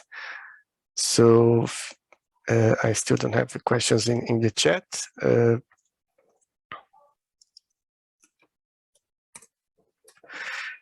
I have a question again. I'm being a bit curious here. So this actually, I would like Ida to comment a little bit, because you showed that some of these services and these ideas are coming already from previous projects, from previous experience. And of course, IPMA has a long history of dealing with this sort of fishing data, and with all the upsides and downsides that comes with that. So I would like you to comment on how did the eShape experience worked for you. So how you think that the project as a whole, with the full structure that eShape is bringing, is helping to develop this application, or is it not helping? So what you consider to be your experience within eShape? Yeah, thank you, Pedro. Well, first of all, we have in IPMA not a very long experience. We have some experience with this data from a previous project where we had we were lucky enough to obtain georeference data on the fishing logbooks, that is the registers of catches associated to positions, to latitudes and longitudes. We also had the VMS data, the vessel monitoring system, which is a data dedicated to the fishing fleets, the data coming from fishing fleets. It's a system dedicated to fisheries, to monitoring fisheries. So at that time, we had the luck to receive a batch of data in two areas of the Atlantic, and then we analyzed this data, and we could match the data from fishing logbooks with VMS data and also with landings data. These were the three main sources of data, and have allowed us to define fishing trips and to define fishing points, and to better separate between fishing and non-fishing points. In eShape, this work was much more challenging, and we are trying to do the most, and Miguel was showing that, with less data, because our georeference data come in this case from AIS. And AIS, it's a system that is not dedicated to fisheries.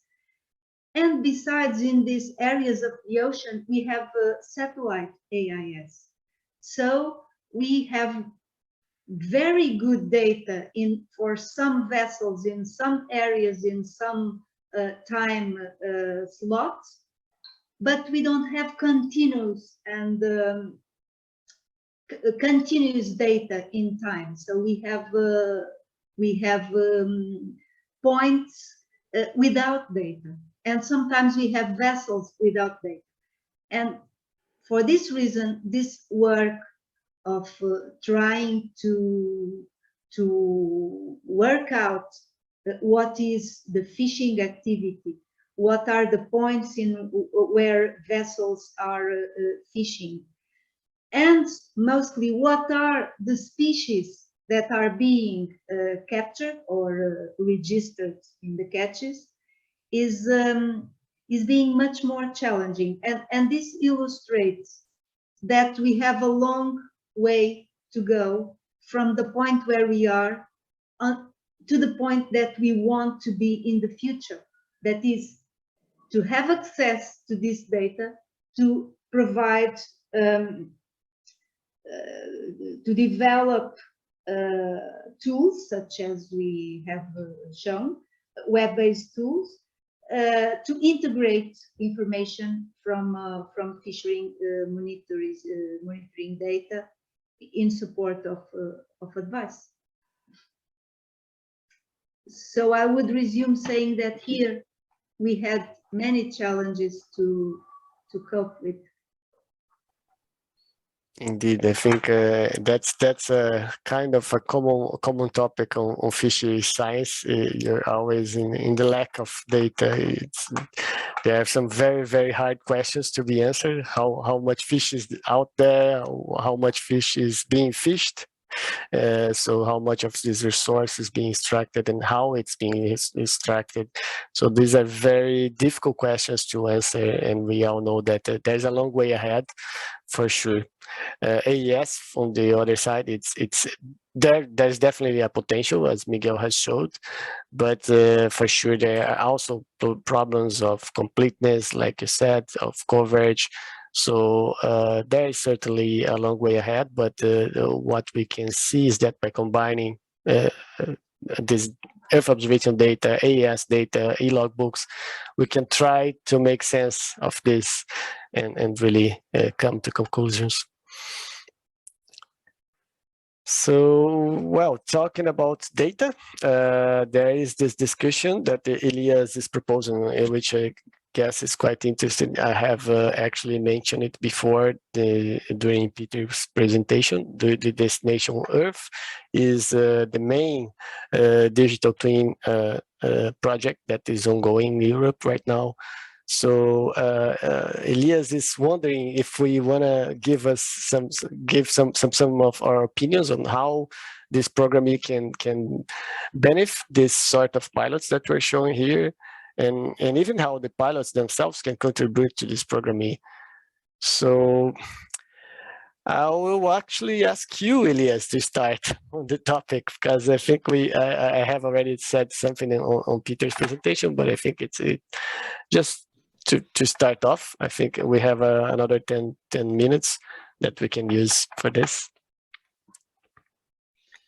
Okay, thank you. Actually, I was interested to know from the pilots that we have had, because I think what the program is trying to do is definitely provide us with more reliable data at finer spatial resolution, and I think the spatial resolution, this characteristic itself, is something that we are trying to put our hands on and have access to. And therefore, I mean, we see that also from the user's perspective, they're interested on some kilometers or even some meters of information. And I think from that perspective, we could have access to data with high information. And it would be interesting for our pilots, depending on from different perspective and different challenge we are trying to address, to simulate the same modeling chain as we do nowadays, but quantify the added value from the data provided from the program. And of course, if there is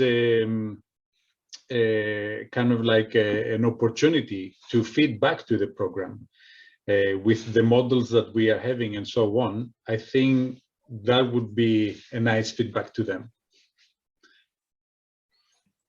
Yeah, I totally agree. I think that's the idea of the program, is to be this central hub of information and actually improve the information. So for sure, there's this two-way opportunity to take advantage, but also to contribute to it. And I know that in the program they're interested on case studies. And this is what we do also here. We are setting up services for case studies for specific users. So why not contributing there also? Yeah, I guess the programming also includes a lot of user-oriented tools like visualization tools and dissemination, data dissemination protocol. So I think it's quite an opportunity that's ahead of us in the next few years. So anyone else would like to comment on that? Like I think like in our case, it is like we can see into it, like for the potential fishing areas that we are developing in Shape and Next Ocean, definitely seems like something would help, because here we're using satellite data, like environmental data. But again, like it's always the same answer with our project. Like I said, like in destination area, I don't think that it will have any fisheries data or something similar that we could use. Like so that's always our problem, probably. Like we won't have like the data we're interested in. The IS data is doesn't have a good coverage. It's hard to get. It's expensive to get. So yeah, in that case, it will benefit us in the one side, but the other is still like quite difficult. Yeah, but maybe, Miguel, maybe this is actually an opportunity, because it's up to us also to let's see, or kind of put some expose our needs for the program. I think that's important because, of course, it's interesting to have another hub of environmental data, but I guess Destination Earth goes way beyond that. The idea, at least, goes way beyond that. So it's kind of up to us, the service developers and users of this data, to foster the inclusion of other types of data. I think citizen science for sure is a key trending topic, and everybody will be talking about that. But then there are these data that is has always been there, like logbooks from fishing. They have centuries that go back. So we need a way of improving that collection of data, and especially the dissemination, as Ida commented, that it's so hard to find this data nowadays. With AES, I think it's a kind of open data that has much more potential than it's currently being used, and bit by bit is being more and more integrated in different applications. So let's hope that Destination Earth also consider these other sorts of data sets, and let's maybe even do some pressure in that direction by showing the use of this data with these use cases. Okay, do we have any other comment on that?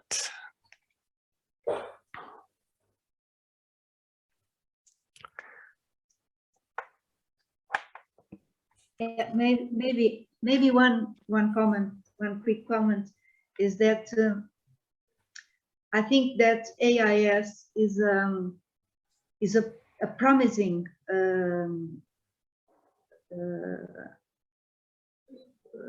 way of work and a good source of data. However, AIS data doesn't give us information on catches, on landings, on what is the amount of species that are being captured. So this data will always have to be combined with other sources,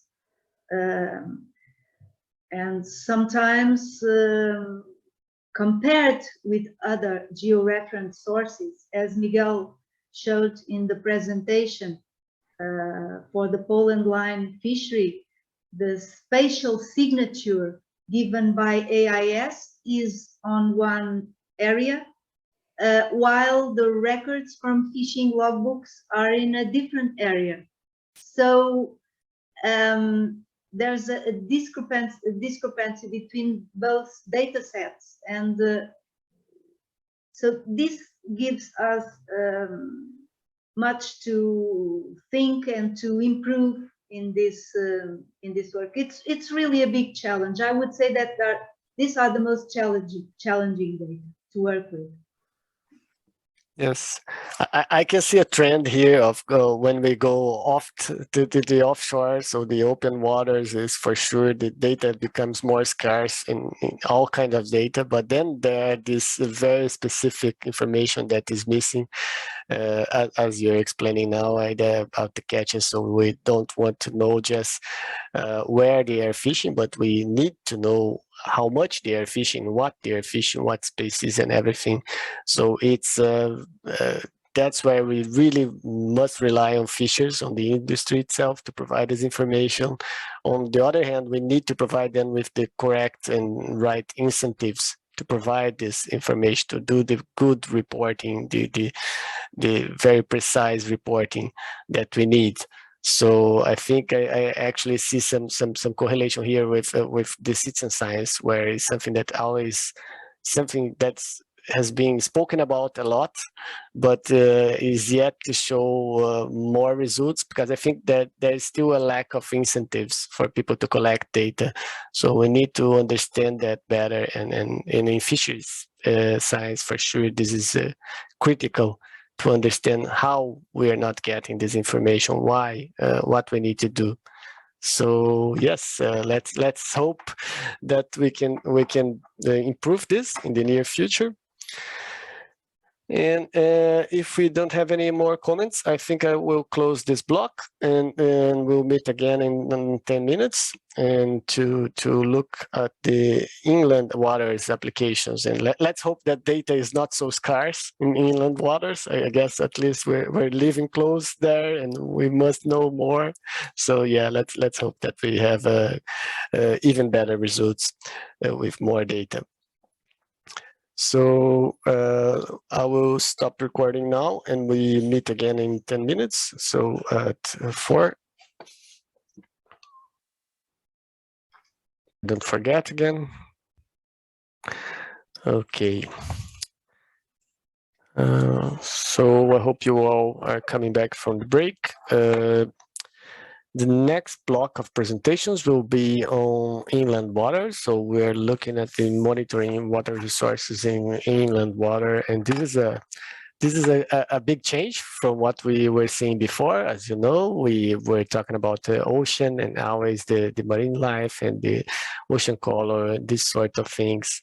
And now we're looking at water as a resource in inland waters. And so I guess it's a bit of a change in the subject, but for sure, a lot of the things that we discuss regarding data availability, relationship with potential end users, all of that is still true for these other applications. So I hope you guys enjoy the next presentations, and let's start by having Elias presenting the water availability application that he is developing.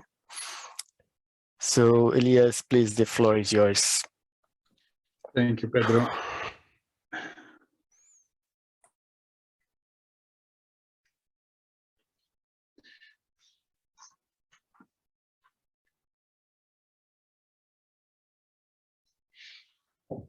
And I'm asking the most very standard question that you can see my presentation, and I see a smile, so I continue. Yes, that's all perfect. Yes, thank you. And good afternoon to all the participants. I think I would like to start with a statement here that has been on the table of our services for quite many years, relating to the need of transforming data into information, especially in the case that we want to have uptake of our services from the different user communities. But nevertheless, I think it's also good that we are making a step back and we are checking the data themselves. If the data are available for the period of interest, and if they are reliable. And having that in mind, I'm also putting this question there. What would you do? How would your decision making would have changed if you would have had access to hydrometeorological data for all the regions of the world, all the river systems, and these historical data are also available at fine temporal resolution, and also available for 30+ years. I think that our services, I'm talking about downstream services, but also our decision making would have evolved, because we would have information of the system of interest for all this long time period. And this is what we tried to actually develop within eShape. I come from the Swedish Meteorological and Hydrological Institute. I'm a senior researcher there, and I have many colleagues setting up a large-scale hydrological service that is able to provide to different type of users historical data in terms of quantity, and apart from that, also in terms of quality. So I will take you through this journey, and I will give you some case studies that we have developed, and at the end I will finish with a pre-recorded demo. of the service. It's kind of like hands-on into the service. So here I'm just addressing there our drivers for setting up this service, focusing on water resources management. So why is historical information useful? Simply because we can tackle these global challenges, and I'm only listing there 4 global challenges. And as you can see, it is related to extreme weather conditions, and these extreme weather conditions are also further propagated, and they are affecting the hydrological extreme conditions. We see quite many cases in Europe and also in the globe about floods and droughts. So this is the second global challenge, the water scarcity, affecting the economy quite significantly. Then it's also about the water pollution. We see that a lot of our lakes, a lot of our rivers are polluted, and we do our best to monitor the water quality and also to predict how the water quality is going to change. And therefore, we need, again, this type of long historical time series. But lastly, our water resources are affected by the population growth. We see urbanization, with the projections indicate growth, especially in the cities, by the mid of the century and also the end of the century. Therefore, we need to be prepared for those. Now, to do so, we need to have our hydrological services in place. And based on these model outputs, we should be able to make good decisions. And this is what we try to do in this pilot. We aimed into the setup of a water service for the large domain. And when I'm talking about large domain, I refer to the national scale. For our case, since I come from Sweden, I'm talking about Sweden, but also the continental scale and finally the global domain. So we want to have this type of services in place. We should evaluate the performance of these services. Wherever possible, we should make the refinements. And finally, if we want these services to be useful to different users and the public, we need to operationalize them. And we discussed also in the previous sessions of these webinars the importance of having information at fine, spatial, and temporal resolution, because this is the resolution that the users are actually operating. So in order for us to build such a service, we need to have access into global data sets, and these data sets are commonly open. They are describing the different fluxes that are kind of like dominant in the water cycle. But apart from that, we need also some other characteristics. We need the expert knowledge. These are the modelers behind that they are setting up the service. And the service itself, from the technological aspect, it needs strong infrastructure. We need to have access into high performance computing, because if we have to run everything with the resolution that we want, we need high performance computers. And finally, but not least, we need to have historical data observations. I'm talking about in situ observations, about Earth observations that are not focusing on the output product of a river system, which is discharge, but also other variables, if we want to have a good model for the right reasons, as we say. For this type of service that we have set up, we had some users in mind at the beginning, which is the Swedish Agency for Marine and Water Management, and also the Swedish Geological Survey. So they are operating in Sweden. And they are taking the model outputs and they are making decisions based on those. But we wanted within eShape also to expand to a larger user community, and therefore we have focused and we are still focusing on national, European, and global authorities that they are interested on water information. and of course SMEs that they take our model outputs, and since they are into the downstream of the modeling chain, then this becomes as input into their own models. And what is the added value there? Before we discussed about the destination Earth, since it is interesting for them to have access to water information over the different continents, and of course for water resources management, for estimation of different return periods, and this is the when somebody is focusing on the extremes, and also for monitoring the current conditions and monitoring and predicting the seasonal patterns. So how does such a service has been setting up? We need, first of all, a model, a hydrological model. And then when this is ready, there's kind of like implementation of the different files. There's a procedure that I'm describing here of different iterations in order for fine-tuning of the parameters.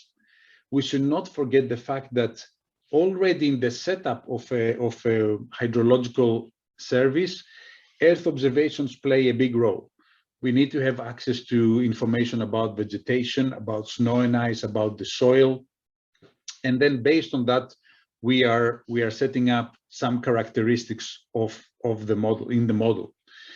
But at the end of the day, what we usually do is to evaluate our model to some in situ observations. And this is from the traditional approach. And here for us is actually gauge stations providing information about river discharge. But the challenge that we are having is the fact that these such observations are not available anywhere in the world. They are very scarce. We have river systems that they are still ungauged. And for us, that means that we cannot have a good model performance there. Therefore, we need to have our focus into other types of data. We need to go into Earth observations, that they are available at the global scale. Someone could question the reliability of these data. For sure, I'm not covering this topic now, but at least they provide information over the world and for different fluxes of the water cycle. So they are becoming very much useful to us. And this is what we did in the E-Shape project. We actually assessed our hydrological service versus different Earth observation data and for different variables, as I will explain to you very, very soon. So here it's a little bit of how the website looks like. If you're interested, you can go to this link and find much more information. What you could do is to go to the website and click on the different domain of interest. If you're like for Europe or for the Arctic domain or for the Niger, very soon we will have the global domain as well. And you could also get an outlook of how the long-term means are predicted estimated over the domain of interest. Or you could go to the time series websites and see the time series in a daily time step. And I am not referring only to hydrological variables like river discharge or soil moisture, but the good thing of the service is that it provides information about water quality. So we have water temperature as an example, total runoff, we have phosphorus and nitrogen. And very soon we will also be providing data about sediments. I mentioned about the time series. This is an example of how the data are visualized in the web channel. But of course, you could click to the point of interest. You could download the data, and then you could move forward with this daily time series. The other characteristic is that this is a business for us. So we are trying to sell the data, but we are not only collaborating with people interested to this type of business, but we can also make research agreements. So if the objective is to have a scientific investigation, then we could bypass the business model and try to do something for the scientific community. So what we have been doing, we have put a lot of resources there, is to fetch data, Earth observation data, that they are useful to us. And this is a list of the data that we have downloaded.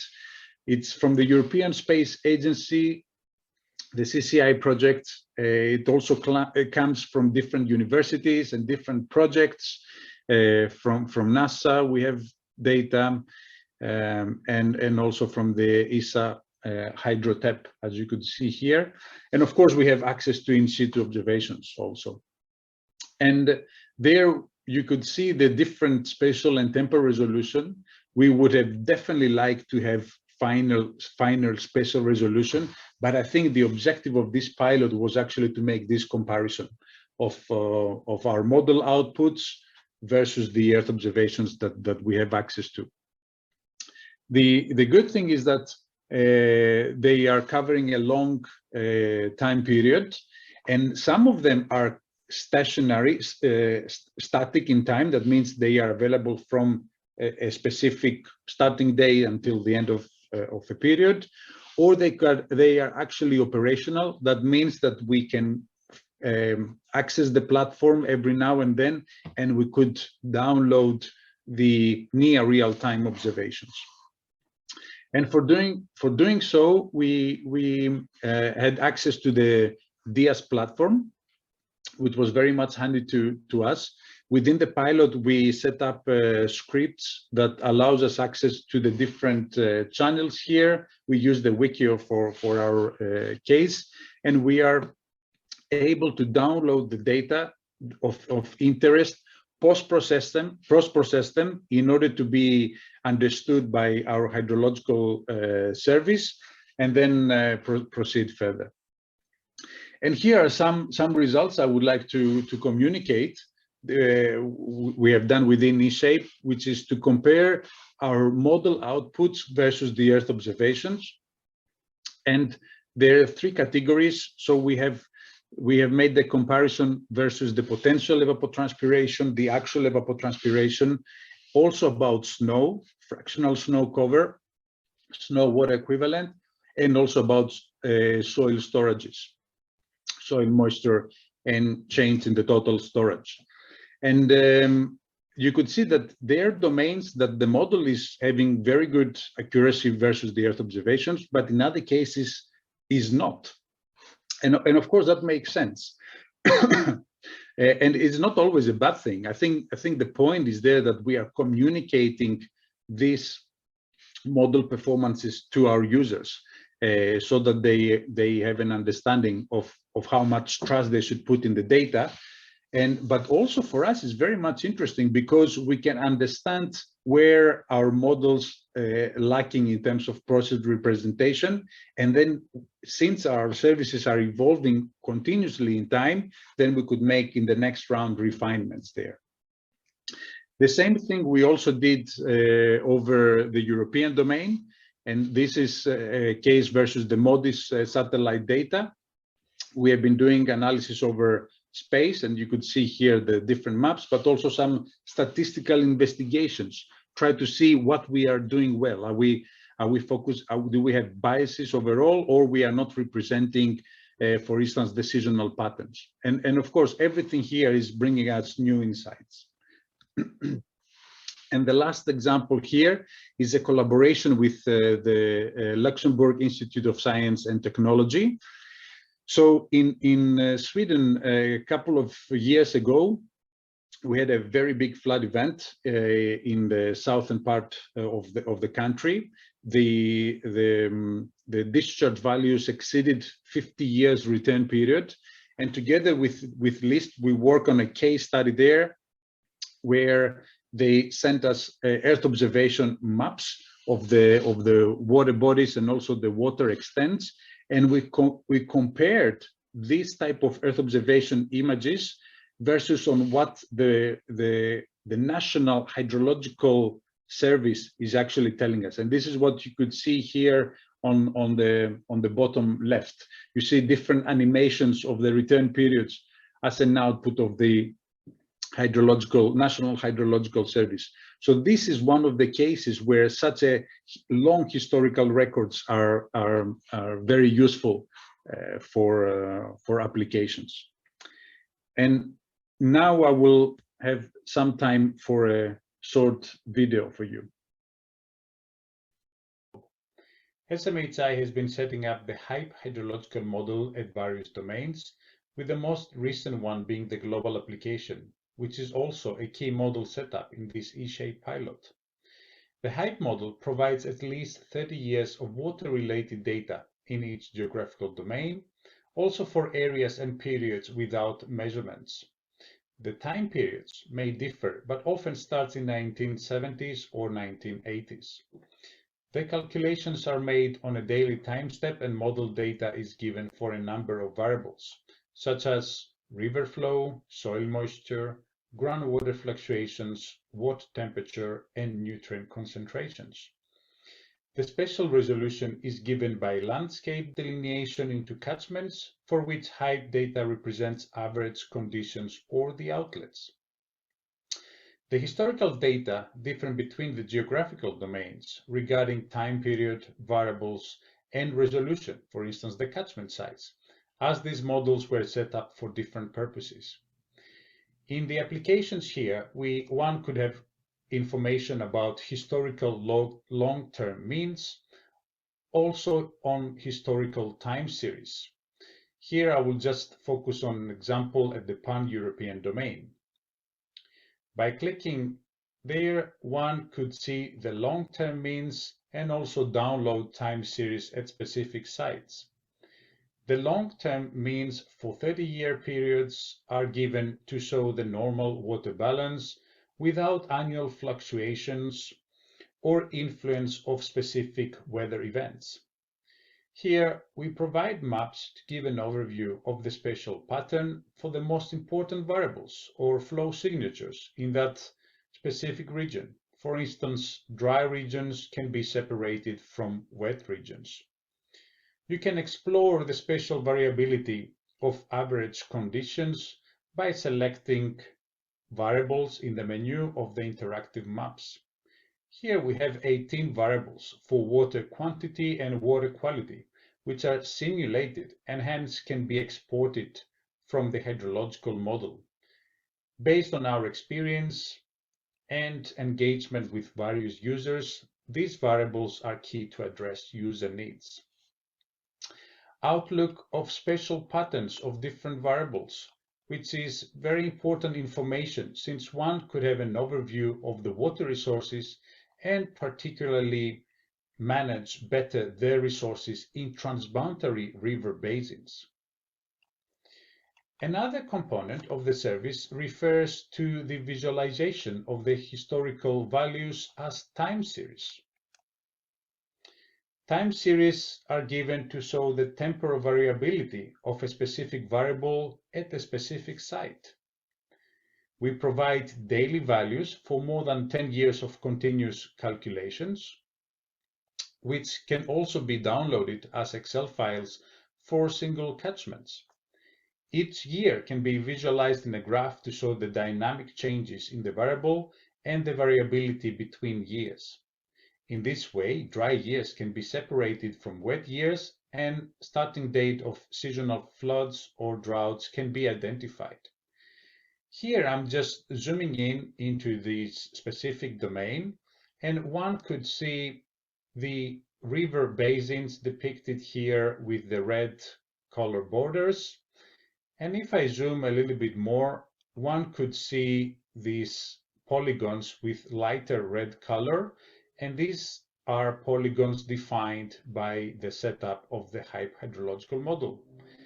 if I click there, you can see the upstream area for this river system depicted with this yellow zone, and also the basin that I have selected, colored here with this gray, with this green color. When I'm able to click and highlight the domain of interest, the options here are activated, and one could see time series for these different hydrological, meteorological, and water quality variables. I can select here the river discharge, and I click here on View the Chart. You can see here the time series, the simulated time series depicted with the red line. And also in the background, you could also see envelopes with light blue color. The envelope is actually past climatology, and one having this information can make assessments for above or below normal conditions and high or low extreme conditions. The past climatological information is presented as color bands defined with an increment of 10% in the percentiles. Hence, the closer to the dense color zone, the closer to the normal conditions based on past climatology.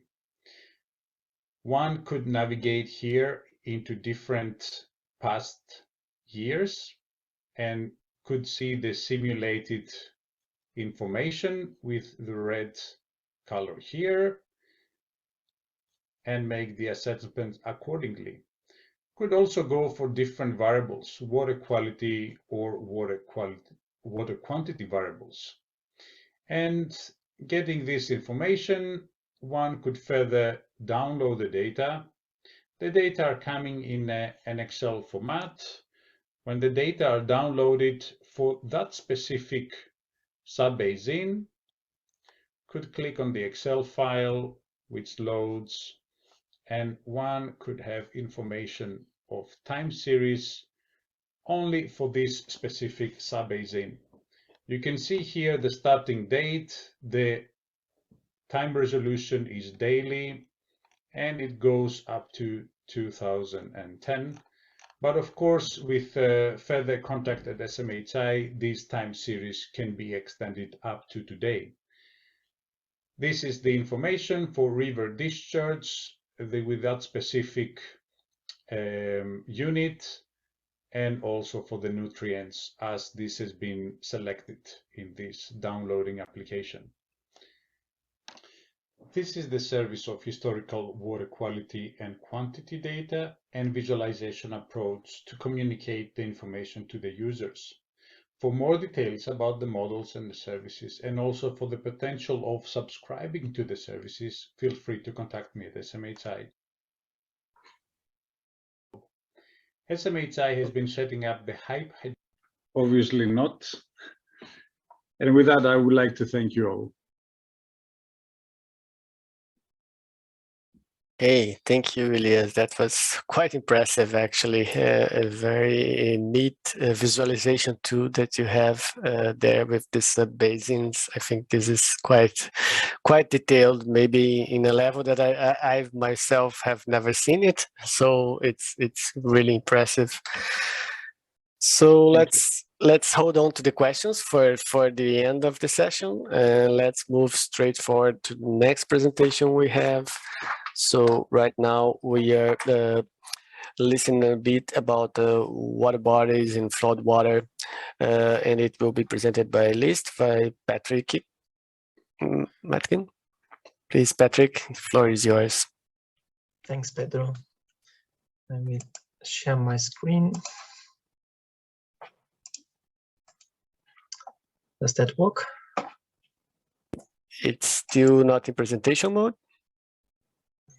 Yeah, wait, no, here. Oh, get there. Oh my. It should be all right. Yeah, that's all right now.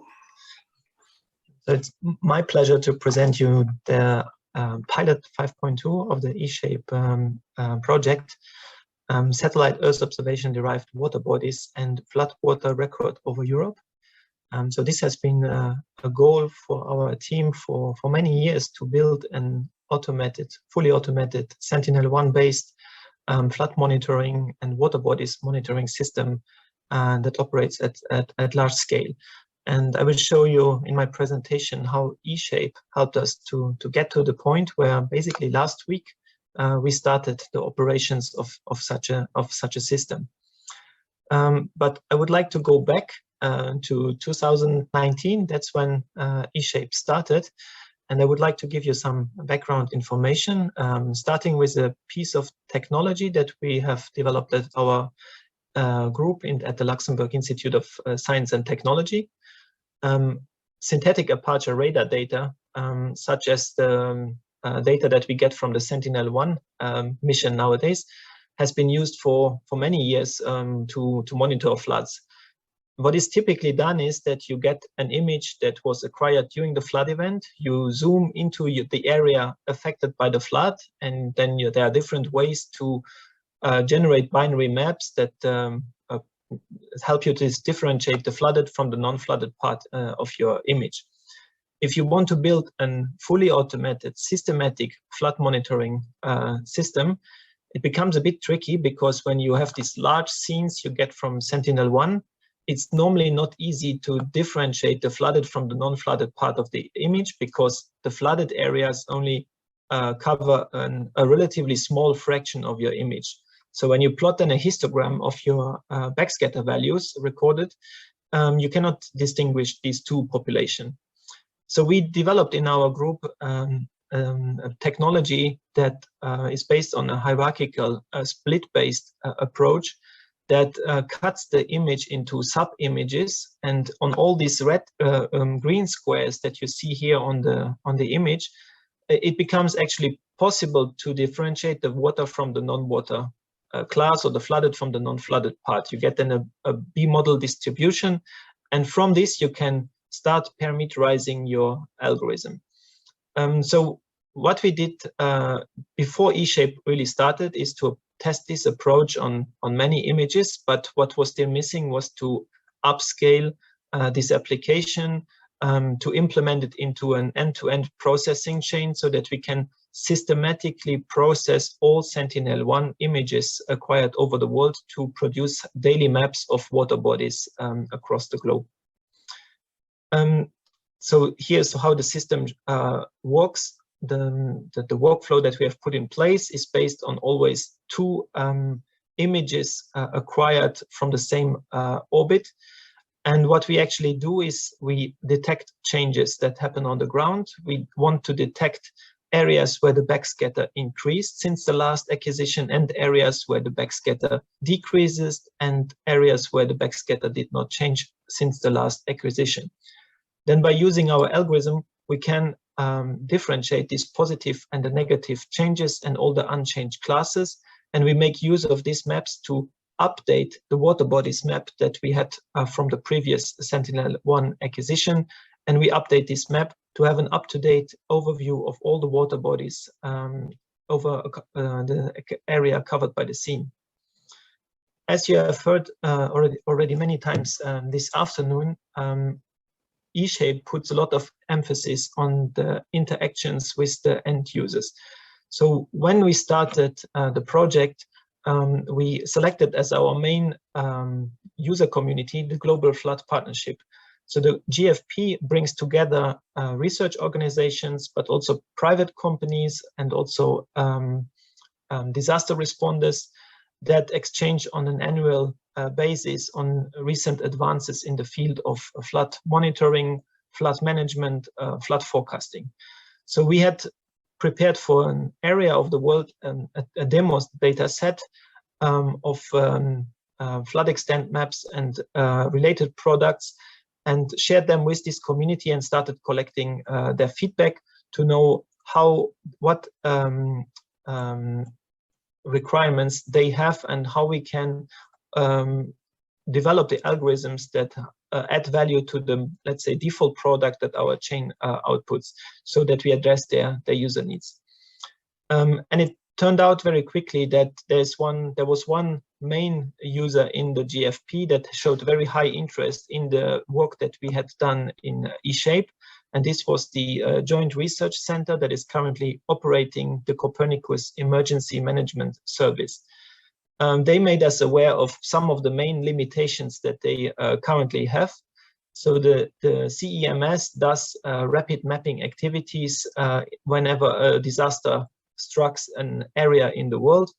However, they are not doing any constant or systematic monitoring of water bodies at large scale.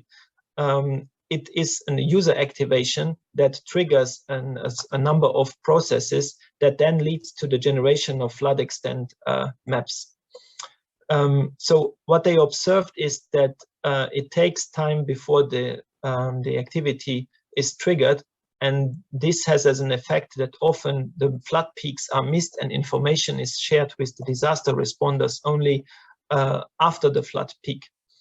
And moreover, they also noticed that they are currently missing many floods at global scale because simply nobody knew about the necessity to trigger an activation and to make sure that satellite data is acquired and processed and the maps are distributed with the emergency responders. So they formulated a certain number of user requirements. So we need to have a timely service. So obviously, when you are managing floods, every minute counts, and it's important to reduce to a minimum the latency between the satellite data acquisition and the distribution of the maps to the end users. Moreover, they were looking for a quasi-continuous or continuous monitoring system so that they can make sure that there is an automated generation of flood extent maps on a daily basis. And when a major event occurs in a certain area, they can put their effort on the acquisition of, for example, very high resolution commercial satellite data and the processing of such additional data that complement the default product that comes from the Copernicus dataset. Also, they made us aware of the need to have historic data. So they are not just interested in the systematic mapping of floods occurring in the world, but they also want to go back in time to contextualize the information that is obtained so that they can compare their current flood extent to historic flood events. For example, also to estimate the return period of an event that is just happening, and that they can distinguish, for example, also seasonal water bodies from extraordinary flooding. And of course, since there are many users with different flood forecasting systems and different flood monitoring systems in the world, it's also very important to make the access as simple as possible for a large variety of users and and systems they are using. Also, what came out from this early feedback collection exercise that we did within eShape was that end users are not just interested in the observed flood extent, but they want to have additional products that help them to contextualize the observation and to support them in the decision making. So one important product, as I mentioned, is the seasonal or permanent water bodies product. It helps to distinguish extraordinary flooding from, let's say, seasonal flooding. Also, and I think this was also mentioned by Elias in the previous talk, it's also very important that an uncertainty of the classification can be obtained, so that, for example, a user that wants to compare this satellite Earth observation derived product with a product obtained from another data source or from a numerical model has an idea of the uncertainty of the classification that we obtained. Moreover, when you are running such a system at global scale, it's important that you also have the possibility to take into account the meteorological conditions that prevailed at the time of the satellite data acquisition. For example, has the area been covered by snow? Has there been have there been minus temperatures? Have the soils been very dry, or has there been wind? All these external factors may have a consequence on the uncertainty of our classification, and it's important for the users to know about these effects. Other products that are of importance for different user communities are for example, the exclusion layer. Unfortunately, it's not possible currently to make a classification of flooded areas in all areas. There are some areas like densely built up areas, or areas covered with dense vegetation, or areas where there are radar shadows, where a classification can currently not be made. And then an important aspect is also all the information related to the impact the flood has on the ground. So it's important to overlay the information of the flood extent with additional data sets such as land use or population density, to have the possibility to see the effect that the flood has on the ground. And all these products should be available according to the JSC less than 12 hours after the image acquisition. From a research point of view, there are of course a certain number of challenges that need to be addressed to address the needs expressed by the users. So we need to develop algorithms that help us to obtain this information that the users requested.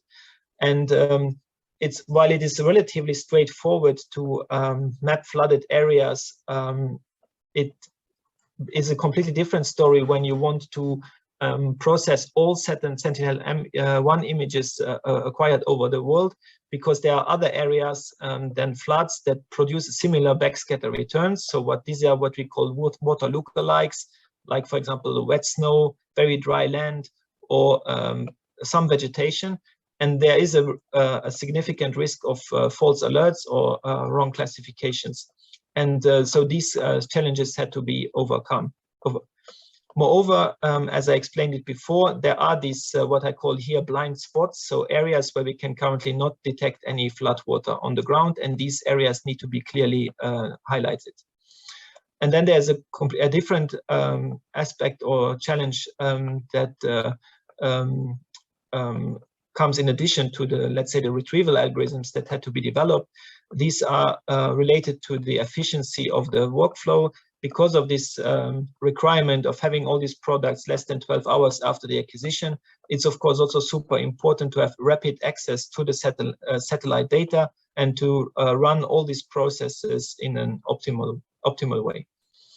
And as I said in the beginning of my talk, I'm happy to announce that last week we could start the operational phase of the Global Flood Monitoring Service.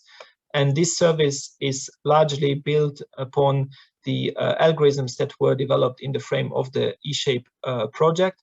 So LIST teamed up with some other partners that were not part of eShape, like the EODC in Austria, GeoVil in Austria, also the Technical University of Vienna, the DLR in Germany, and the CIMA Research Foundation, because LIST alone was not able to build up a fully automated operational service like as the one that the JSC was requesting.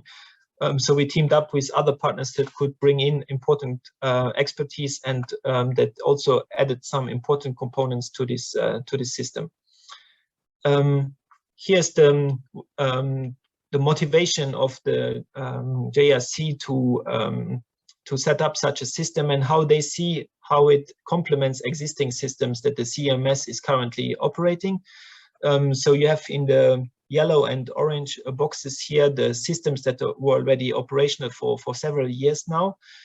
So you have the EFAS and GLOFAS forecasting systems, and then when a major event happens and there's some user that triggers the rapid mapping activity, Sentinel or satellite Earth observation derived flood maps are produced, but with the caveat that often these maps become available only after the flood peak has already passed.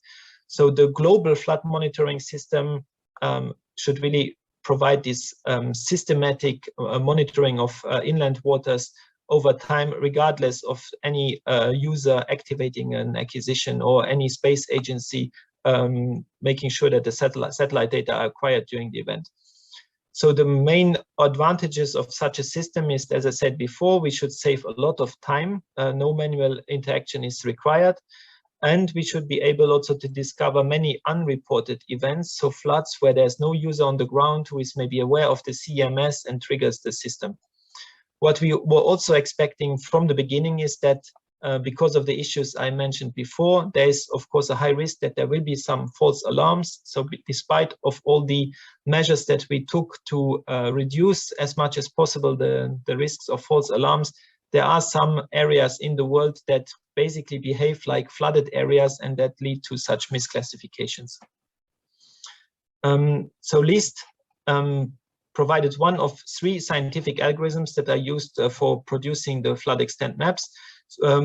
We decided to go for an ensemble-based approach to make our system less reliable, depending on a single algorithm's performance. So we use 3 state-of-the-art algorithms from 3 research organizations, and we then use a majority decision to classify an area as flooded or not.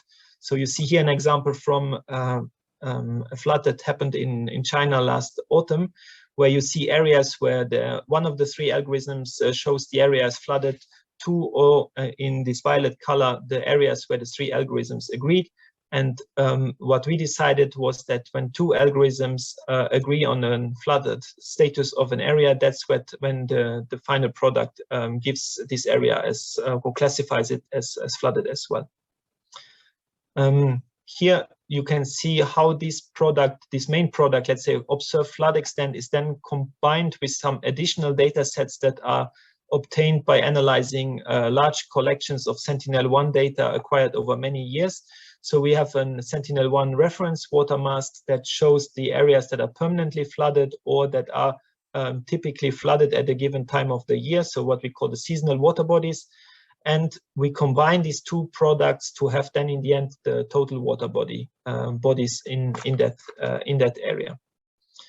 Then we complement our product by this what we call an exclusion mask. So we also analyze time series of SAR data acquired over many years to detect areas that are showing no sensitivity to the appearance of floodwater on the ground.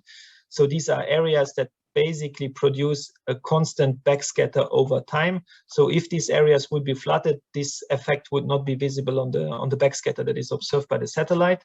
Then we have, of course, mostly in the mountainous areas, also areas affected by radar shadow. Obviously, in these areas also we cannot produce any flood map.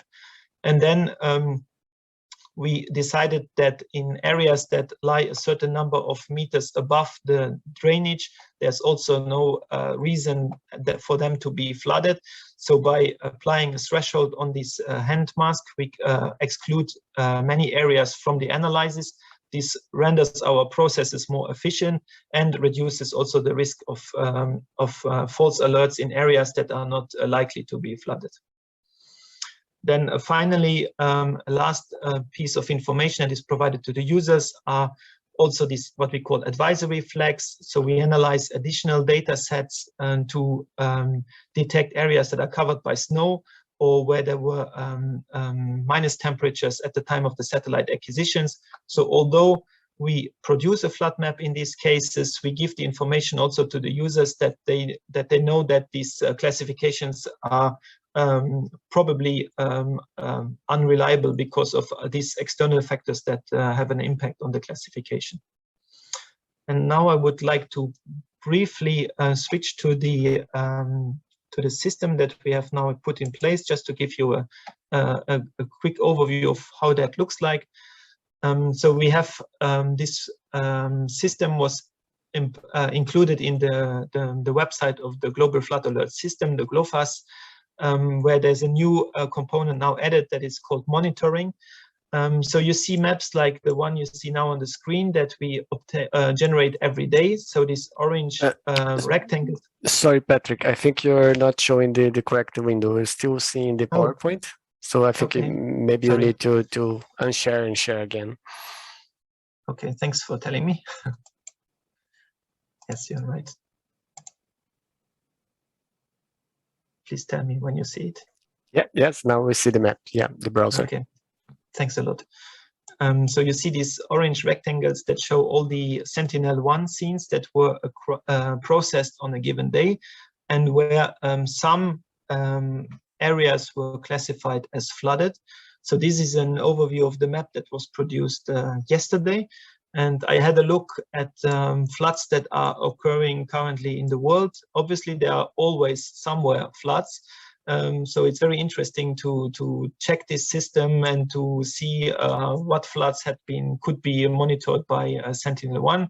So I saw that, for example, we have currently a big flood in the region of Dakota in the US and on the border with Canada.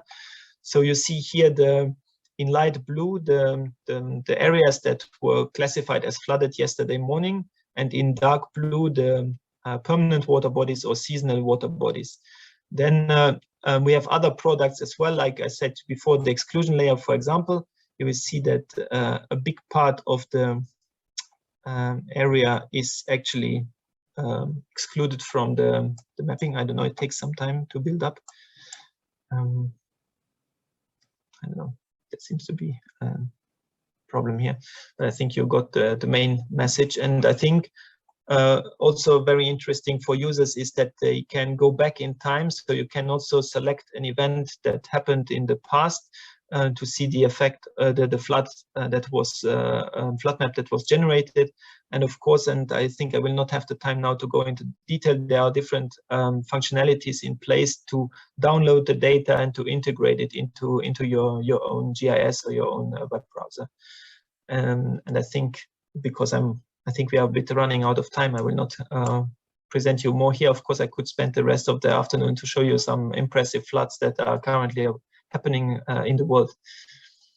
And I thank you very much for your attention.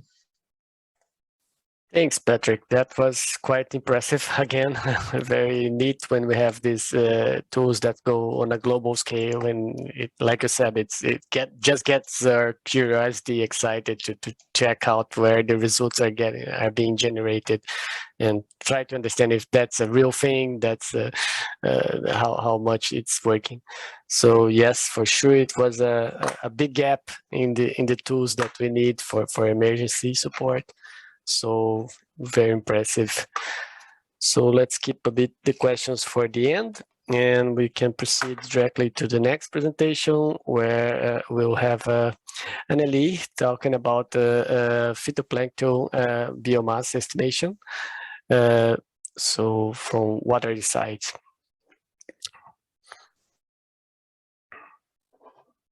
Is the screen all right like this? Yes, now it's all right, and please. Okay, thank you very much. I'm presenting eShape Pilot 5.6, EU-based Earth observation-based phytoplankton biomass for the Water Framework Directive reporting. And I will first give a bit of background on Earth observation for water quality, as I assume that not everyone here is with that specific topic familiar. Then a bit on the Water Framework Directive and how Earth observation can contribute to the Water Framework Directive monitoring. Then I'll show the results from our eShape pilot cases and conclusions on that.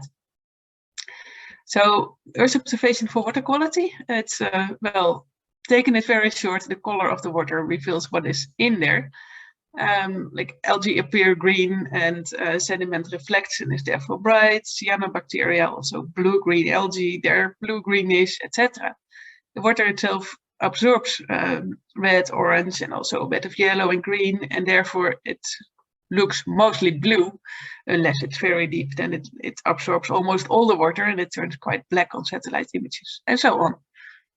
So if you know the details, then you can start calculating on this. You have a satellite image acquisition, you need to correct for the atmosphere, and if you see the image in the middle, a lot of light is lost by either scatter in the atmosphere,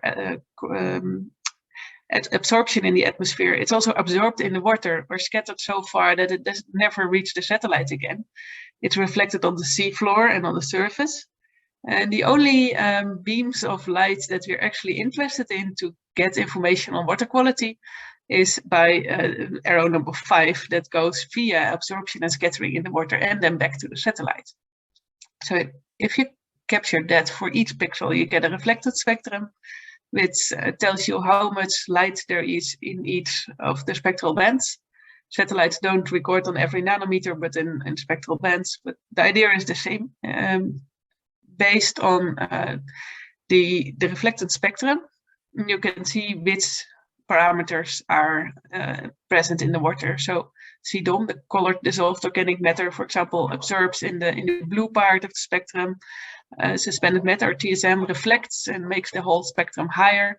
Chlorophyll A absorbs on very specific wavelengths. And if you have an optical model, you can calculate the concentrations of all of these parameters. And then you get the map. So the Water Framework Directive is one of the European directives directed to water. There's, for example, also the Marine Strategy Framework Directive, the Bathing Water Directive, etc. The purpose of the Water Framework Directive is mostly on inland waters and transitional waters and groundwaters. The idea is that it wants to protect these waters and that all the countries should achieve a good status for all these waters by a set deadline. And a good status means that the waters only show a slight change from the undisturbed conditions. So initially all the countries had to define for all their water bodies what the undisturbed condition would have been, maybe from 100 years ago, or some other countries, there might not have been so much disturbance. There is a 6-year reporting cycle. I'll show a bit more on that on the next slide. If you see on the right, then there is a lot of parameters measured for the Water Framework Directive. And the ecological status is for a big part determined by phytoplankton biomass, and as a proxy for that, it's chlorophyll that's being measured. And then there is all kind of thresholds depending on what kind of water it is. For eutrophic lakes, the concentrations of chlorophyll are allowed to be much higher than for seawater, for example.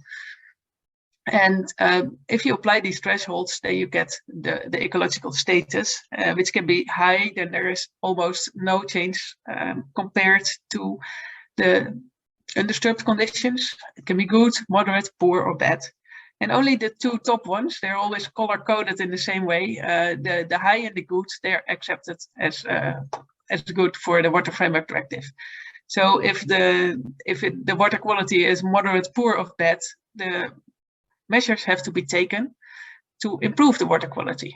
So this is what is being done in these 6-year cycles in all the European countries. There's the development of river basin management plans, there's objectives defined, and there's monitoring, which states in which kind of status all these water bodies are for all these different kind of parameters. Measures need to be implemented in case the water quality is not good. And then afterwards, there is an evaluation again of the measures. And for both the status assessment and the evaluation of measures, there is monitoring needed.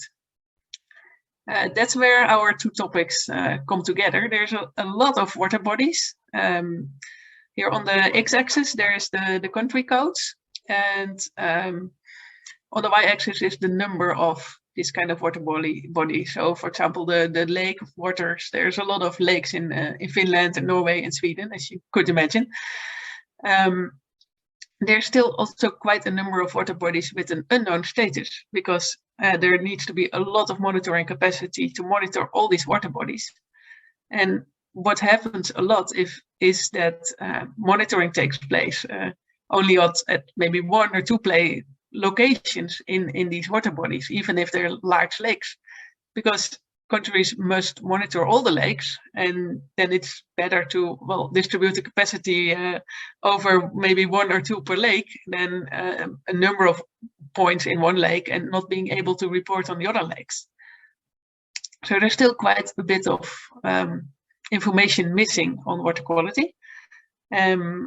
Also, if you, I averaged the statuses here. So for lake waters, for example, I took all the lakes in a certain country, the ecological class, and numbered them 0 to 5 and averaged them, and then you get this. So there's still also quite a lot to do in a number of countries. If you see that in all the yellow, orange, or red classes, the water quality is not good enough yet and need to be improved.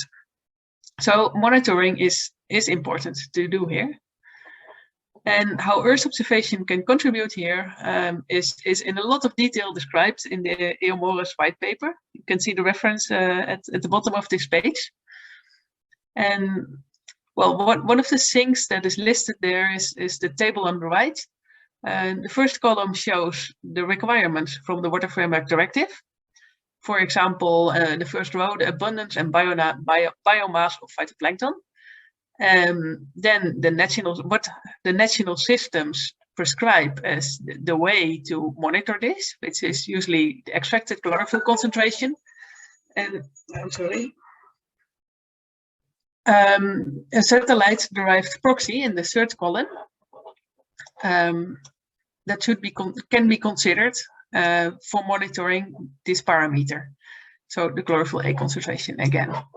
So there's also quite a number of parameters for which there is a proxy that can be monitored with Earth observation.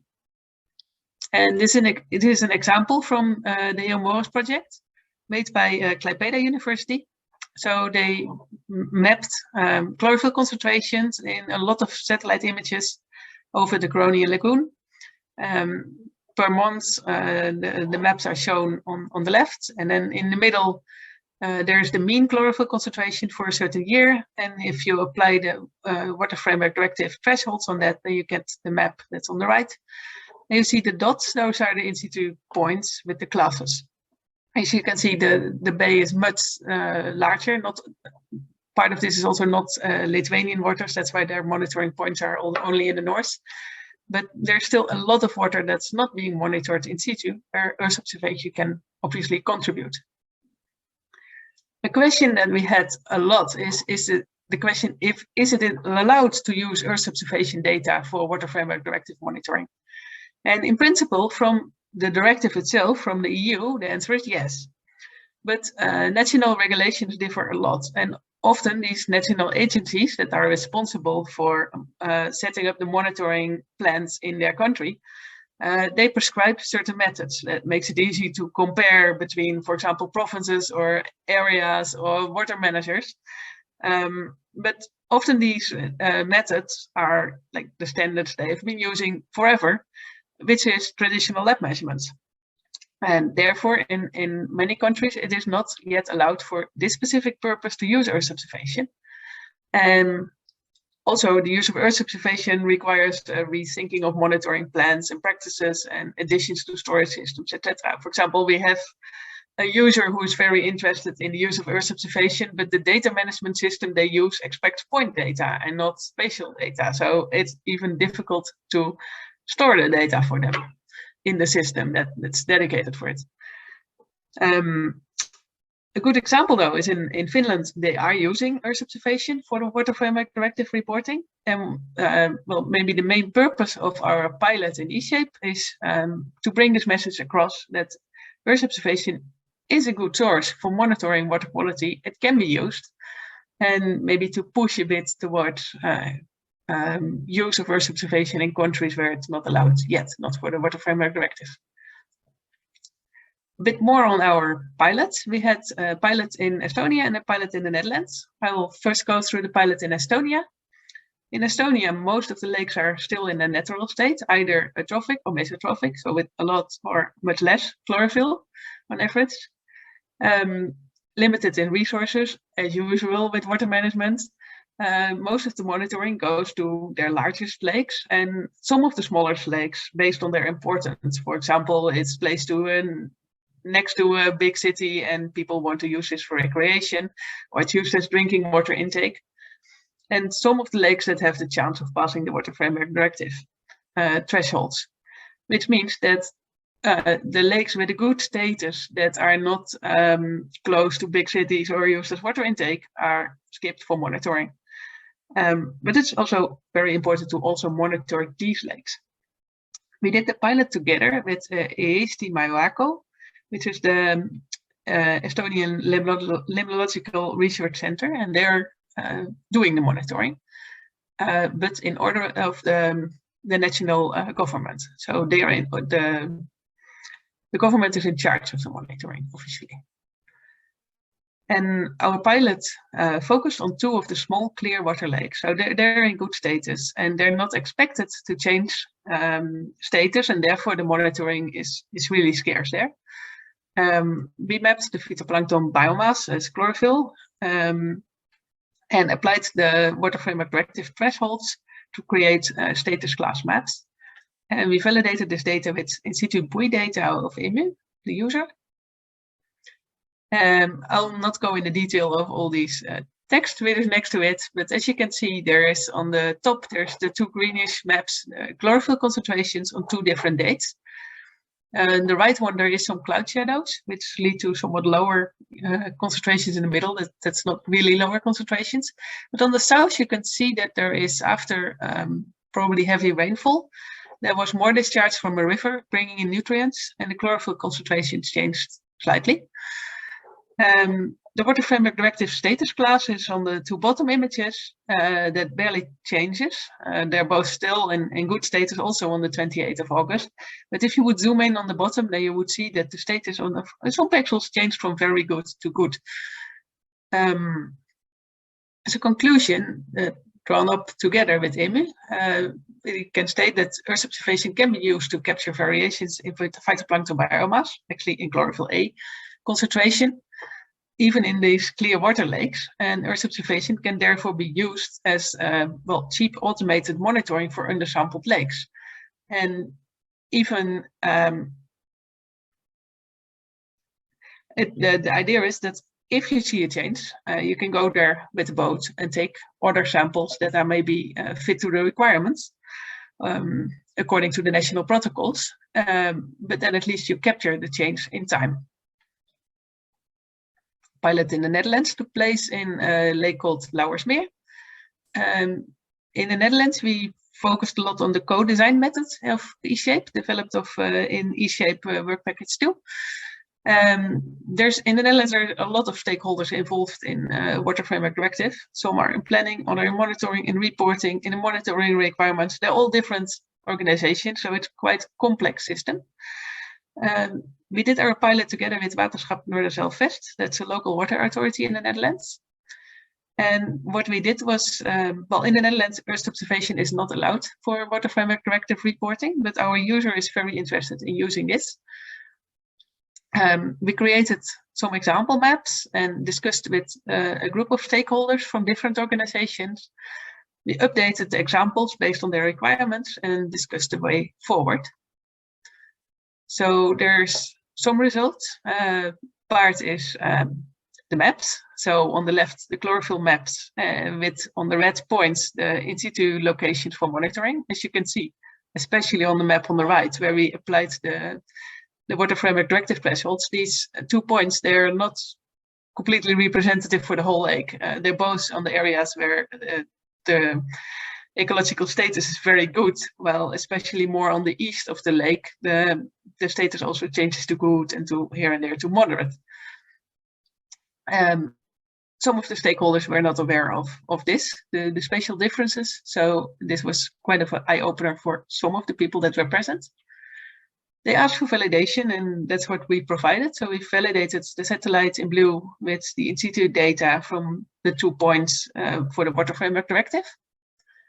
We thought that was quite a nice validation. It's really hard to have, though, to get data on exactly the same date. That's why we don't have scatter plots, because the satellite is there about every 5 days. This is Sentinel-2. And the in situ sampling takes place every 2 weeks in summer. So yeah, you barely ever have a match on the same day. What the stakeholders said, the results from the co-design process was that Earth observation may provide spatial information, which is for them very interesting. And with that, help to pinpoint representative in situ locations. They can also be, Earth observation can also be used to create additional monitoring locations. If you extract the data always from the same location from the satellite data, you get a new time series at another location. With that also, you can obtain information in retrospect. So sometimes something happens probably already since last year, but the monitoring was not targeted to that. So a part of the lake was not monitored so much last year, and you can't go back. With Earth observation, you can go back and see what happened. And with that fill all kind of knowledge gaps. And from the discussions, we understood that the cost-benefit analysis seems quite positive, especially if there is costly measures that need to be taken to improve the water quality for the Water Framework Directive.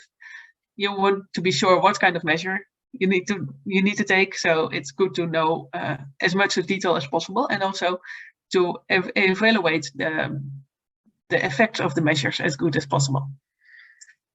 And together with the group of stakeholders that were present, they agreed that they will start using Earth observation data for example, systems analysis when suitable. That's not an official part of the reporting in the Water Framework Directive. It's more like the understanding the system part, where to take measures, how to take measures. For that, it is allowed to use Earth observation. So they want to involve their team and introduce them to Earth observation data. With that, build a community of practice to exchange experiences with the use of Earth observation data and communicate about the results. And altogether, they and we hope to create more awareness in the Netherlands about using Earth observation data, and with that maybe in a few years change the regulations. Conclusions overall. Earth observation can contribute to the Water Framework Directive by adding spatial coverage, pinpoint representative in situ locations, additional monitoring, provide additional monitoring data, obtain information in retrospect, and provide cheap monitoring for lakes without issues, which are in this moment often undersampled. I also have a slide with a lot of background information, especially the white paper. If you're interested, please have a look at that. And our eShape success stories of the two cases, they can be found on the eShape website under eShape success stories.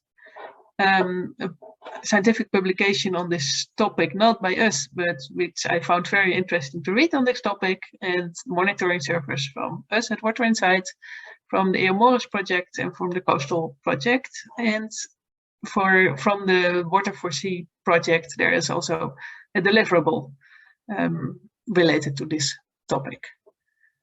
That was my presentation. Thank you very much.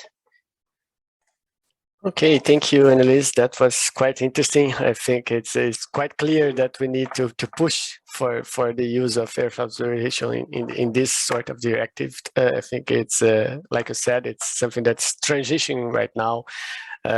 Portugal is actually a curious case, because here we have, it's allowed to use Earth observation, at least for chlorophyll, but you have different range of values if you're using in situ data or satellite data, which I find quite interesting that they are establishing different thresholds depending on the sort of tool that you're using. Maybe it's a smart way to go, but it's still interesting. It called me attention that I don't know any other case that there's something like that. Well, let's proceed with the session for the discussion of the last three presentations. So feel free to place your questions now for Elias, Patrick, and Elise, all the three topics now from these inland waters.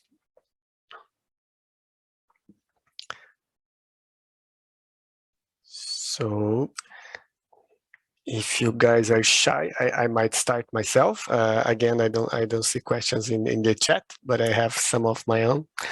So let's start in the order of the presentation. So Elias, you're the first victim. So I was interested in, because since your organization already deals with a lot of users, so these public authorities that rely on the data that you produce, and you said it right in the beginning of the presentation that you're going to use these new developments, also the functionalities to present to these users, these potential users, and I was curious about that. What was their feedback, and how are they including these new tools in their current activities, their day-to-day activities? Can you comment a little bit on that, please? Yeah, I think the first point is that there's a variety of different user groups.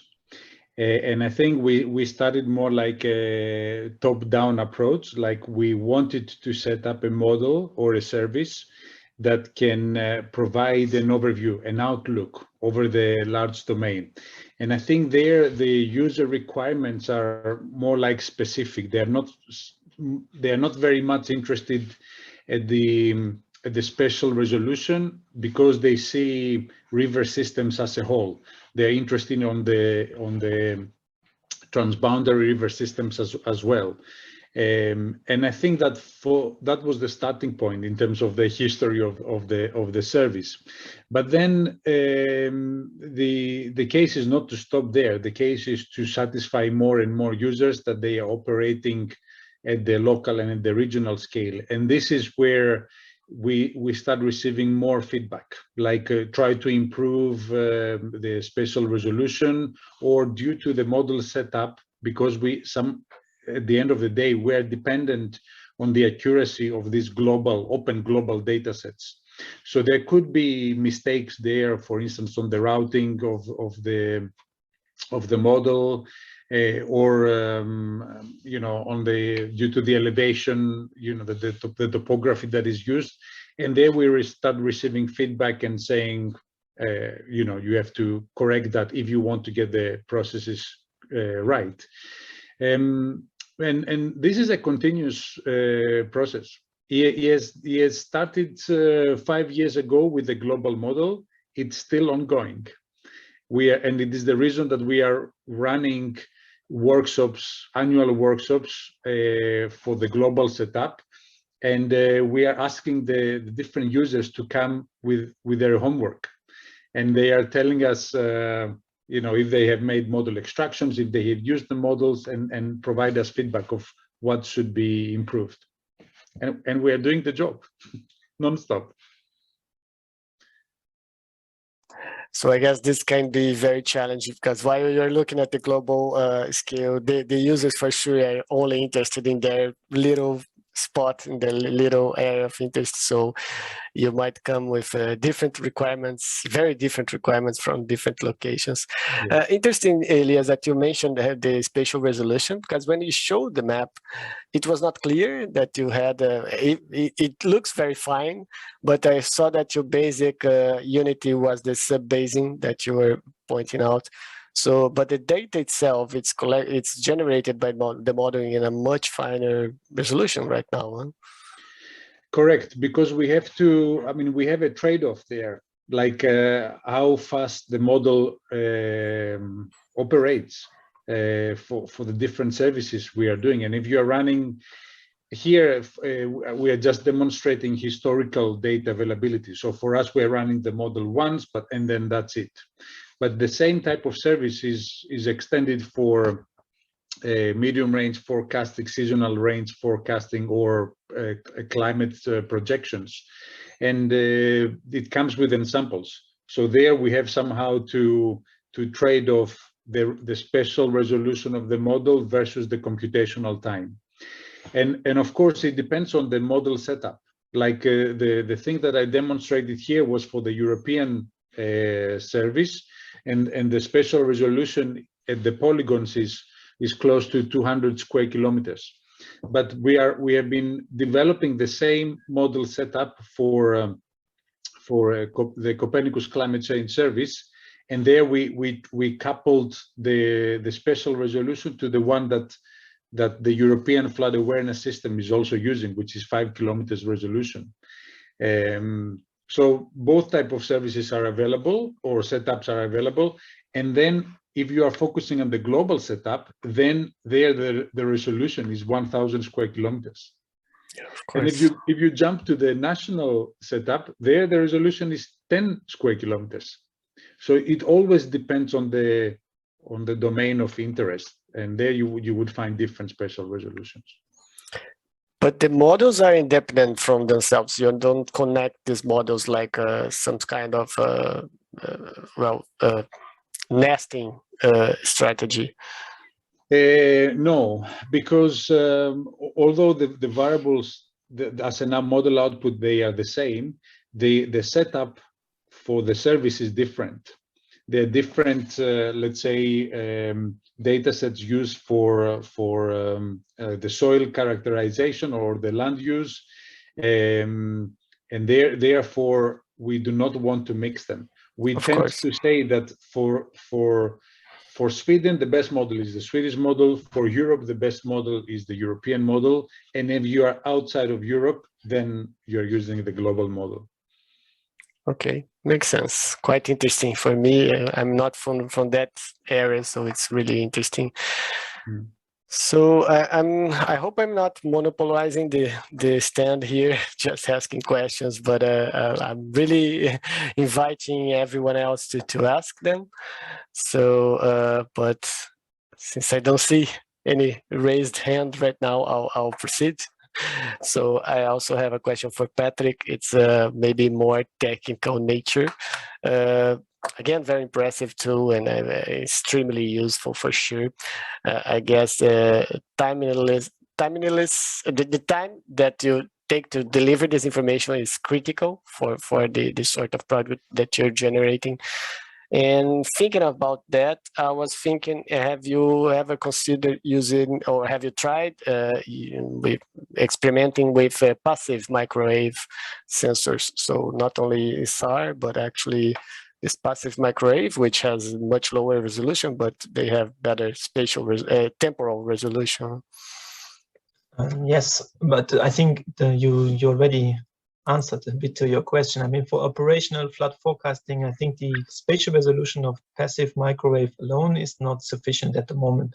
So there are some approaches that combine then the relatively coarse resolution passive microwave remote sensing data with high resolution topography data to downscale then the flood extent map and to get an extent map that has a similar resolution than what you can get from the active sensors. And I think the results are quite similar, and with the additional advantage, as you said, that you have much higher frequency of observations when you use the passive microwave remote sensing data. So within eShape, we have not tried to combine these two data sets. The focus was really on SAR data, just because of the higher spatial resolution. But with these new approaches coming up with high resolution topography data now being readily available across the globe, this data source also becomes more and more interesting, I would say. And also I think one advantage is that maybe to detect floodwater under vegetated canopies, it's more likely that it's possible with passive microwave remote sensing data than with active data. Sounds promising for the future. And what about coastal areas, Patrick? I'm actually much interested in those. So does this flooding detection works fine just as in the inland part, or do you feel that there is some interference with the coastal areas? I must admit that in the global flood monitoring system, we basically mask out the coastal areas. Because the focus is clearly on inland waters, but of course, then what is exactly the boundary that you set? That's another question. So I would say that maybe in these areas you need to also, of course, to take into account the tides, for example, that is maybe then represented in what we call now the seasonal water bodies. There would be another product that would need to be added to the flood extent product that you can differentiate from the low and high tides. But this is something we have not focused on so far, but maybe a bit like what Elias just said, that we are probably, I would say, lagging a few years behind what they have achieved already with their flood forecasting system. So we just started operations last week, and we are waiting for feedback we will get from our first users. And if we have users from that are interested in the water dynamics in coastal areas, maybe other products can be added in the future. Excellent. That's quite interesting, because there's a whole, as all of us know here, there's a big distance between the academic work, and we see a lot of academic work on coastal flooding, but there's a big distance until you get to an actual implementation of an operational platform like you have now. So congratulations for that. I think that's a big achievement to have this online and available for everyone. Thank you. Okay, let's again, inviting everyone to ask questions. But I have another one for Annelies. Actually, I guess Annelies explored a lot of the things that I was thinking while you were talking about the advantages that the Earth observation can bring beyond going the in situ data when you consider these more dynamic environments. So these environments that change in time and space a lot more, like the transition waters and even rivers, big rivers could have that sort of distribution. So do you think this is a key aspect and one of the main advantages that can lead the public authorities to start using Earth observation on WFD reporting? Like the capacity of seeing the spatiality. I think you highlighted that in the presentation, but how are these conversations going with the actual people that take these decisions? Do you think that you're making your case? Sometimes I think there is a lot of difference in the countries. What would be the main reason to switch to another kind of monitoring, or to actually use Earth observation next to the regular monitoring? I guess that's Finland, the country that's already using it. They simply had too many water bodies to monitor. So there was no chance that they would every 2 weeks drive along all those lakes and monitor. So they're kind of pushed in the situation to use new kind of monitoring. As our Estonian case learned us that some water bodies are undersampled because they are already in the good status. In the Netherlands, I don't think there's a few lakes that are really in the good status. Most of them are in, well, just good enough, or in moderate, or even in bad status. The situation is very different for the lakes. The Netherlands has always been very active with water, so there's no undersampled lakes. I think there's a lot of monitoring going on. But now our stakeholders said it's actually interesting to see that there's so much variation over the lake. So there is a lot of monitoring. They need to take measures, and sometimes they feel that one part of the lake responds different to a measure that's being taken than another part of the lake. But if there's no monitoring station, then you won't see it. So in the Netherlands, the spatial differences over the areas might be one of the reasons to use it next to the regular monitoring. So I'm quite curious what will happen in other countries that we haven't been active yet. What would be the main trigger? Yeah, I guess it's a combination, actually. I think you have these technical advantages, and the image that you show from the Netherlands, that's a very powerful image that shows that they are not capturing that with in situ data, that variation. But then the demand might be, like you said in the Finland case, might be even a stronger point to sell this as a potential solution. I was actually thinking about my homeland. I come from Brazil, and you can imagine how many water bodies you have in Brazil and how you could monitor that. It's just infeasible. People are not even trying to do that without Earth observation. So of course there is monitoring, but it's just far from covering all the water bodies. And I think that's mostly what we see in the southern hemisphere. So there's a huge potential for sure. So just another technical question. You mentioned Sentinel-2 that you're using, and okay, that's good that you have a better spatial resolution. But I was wondering if you also experimented, or is the service actually using the Sentinel-3, which has a better temporal resolution, even with... Yeah, we use that a lot for other services, but this pilot was targeted to Water Framework Directive, and especially to some relatively small lakes. Lake Lauwersmeer would fit a few pixels of Sentinel-3. The 2 lakes in Estonia, I think they both will be in 1 pixel and be square.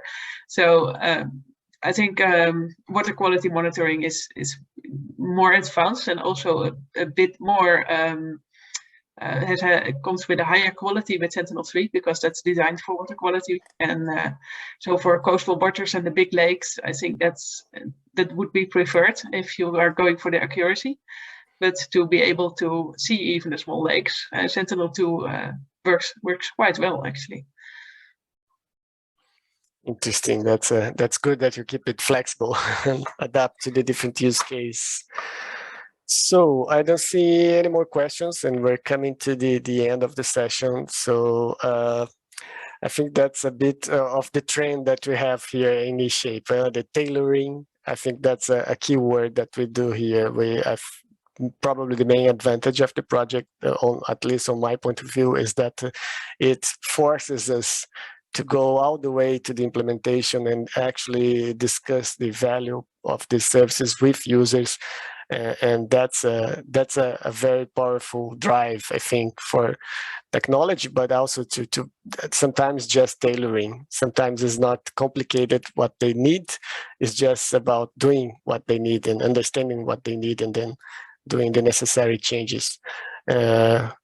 I guess we are being very successful in the project. It was very clear today in the presentations that we already have a lot of success stories to show, a lot of pleased users. And but on the other hand, there's a long way ahead with the concept of the digital twin. We're going in that direction, but for sure there's a lot of work to be done. And I guess again, the most important trend is the tailoring of the solution. So the co-design, I think it's really key to keep in touch with these users, keep close to them, and that's what we want to do in eShape. So if anyone else watching is potential end users for these services, don't be shy. Be sure to reach the eShape project. We'll get you in touch with the right providers, the right service providers, and we can deliver new solutions and or improve the ones that we have here. And with that, I close the section. I'll just congratulate you all for the achievements so far in the project. I see it's quite interesting that we are at this point already. We have one more year to go, and let's see how far we get. But I think we made a lot of progress. So thanks you all for attending and for staying late until now, and have rest of a good day. Thank you very much.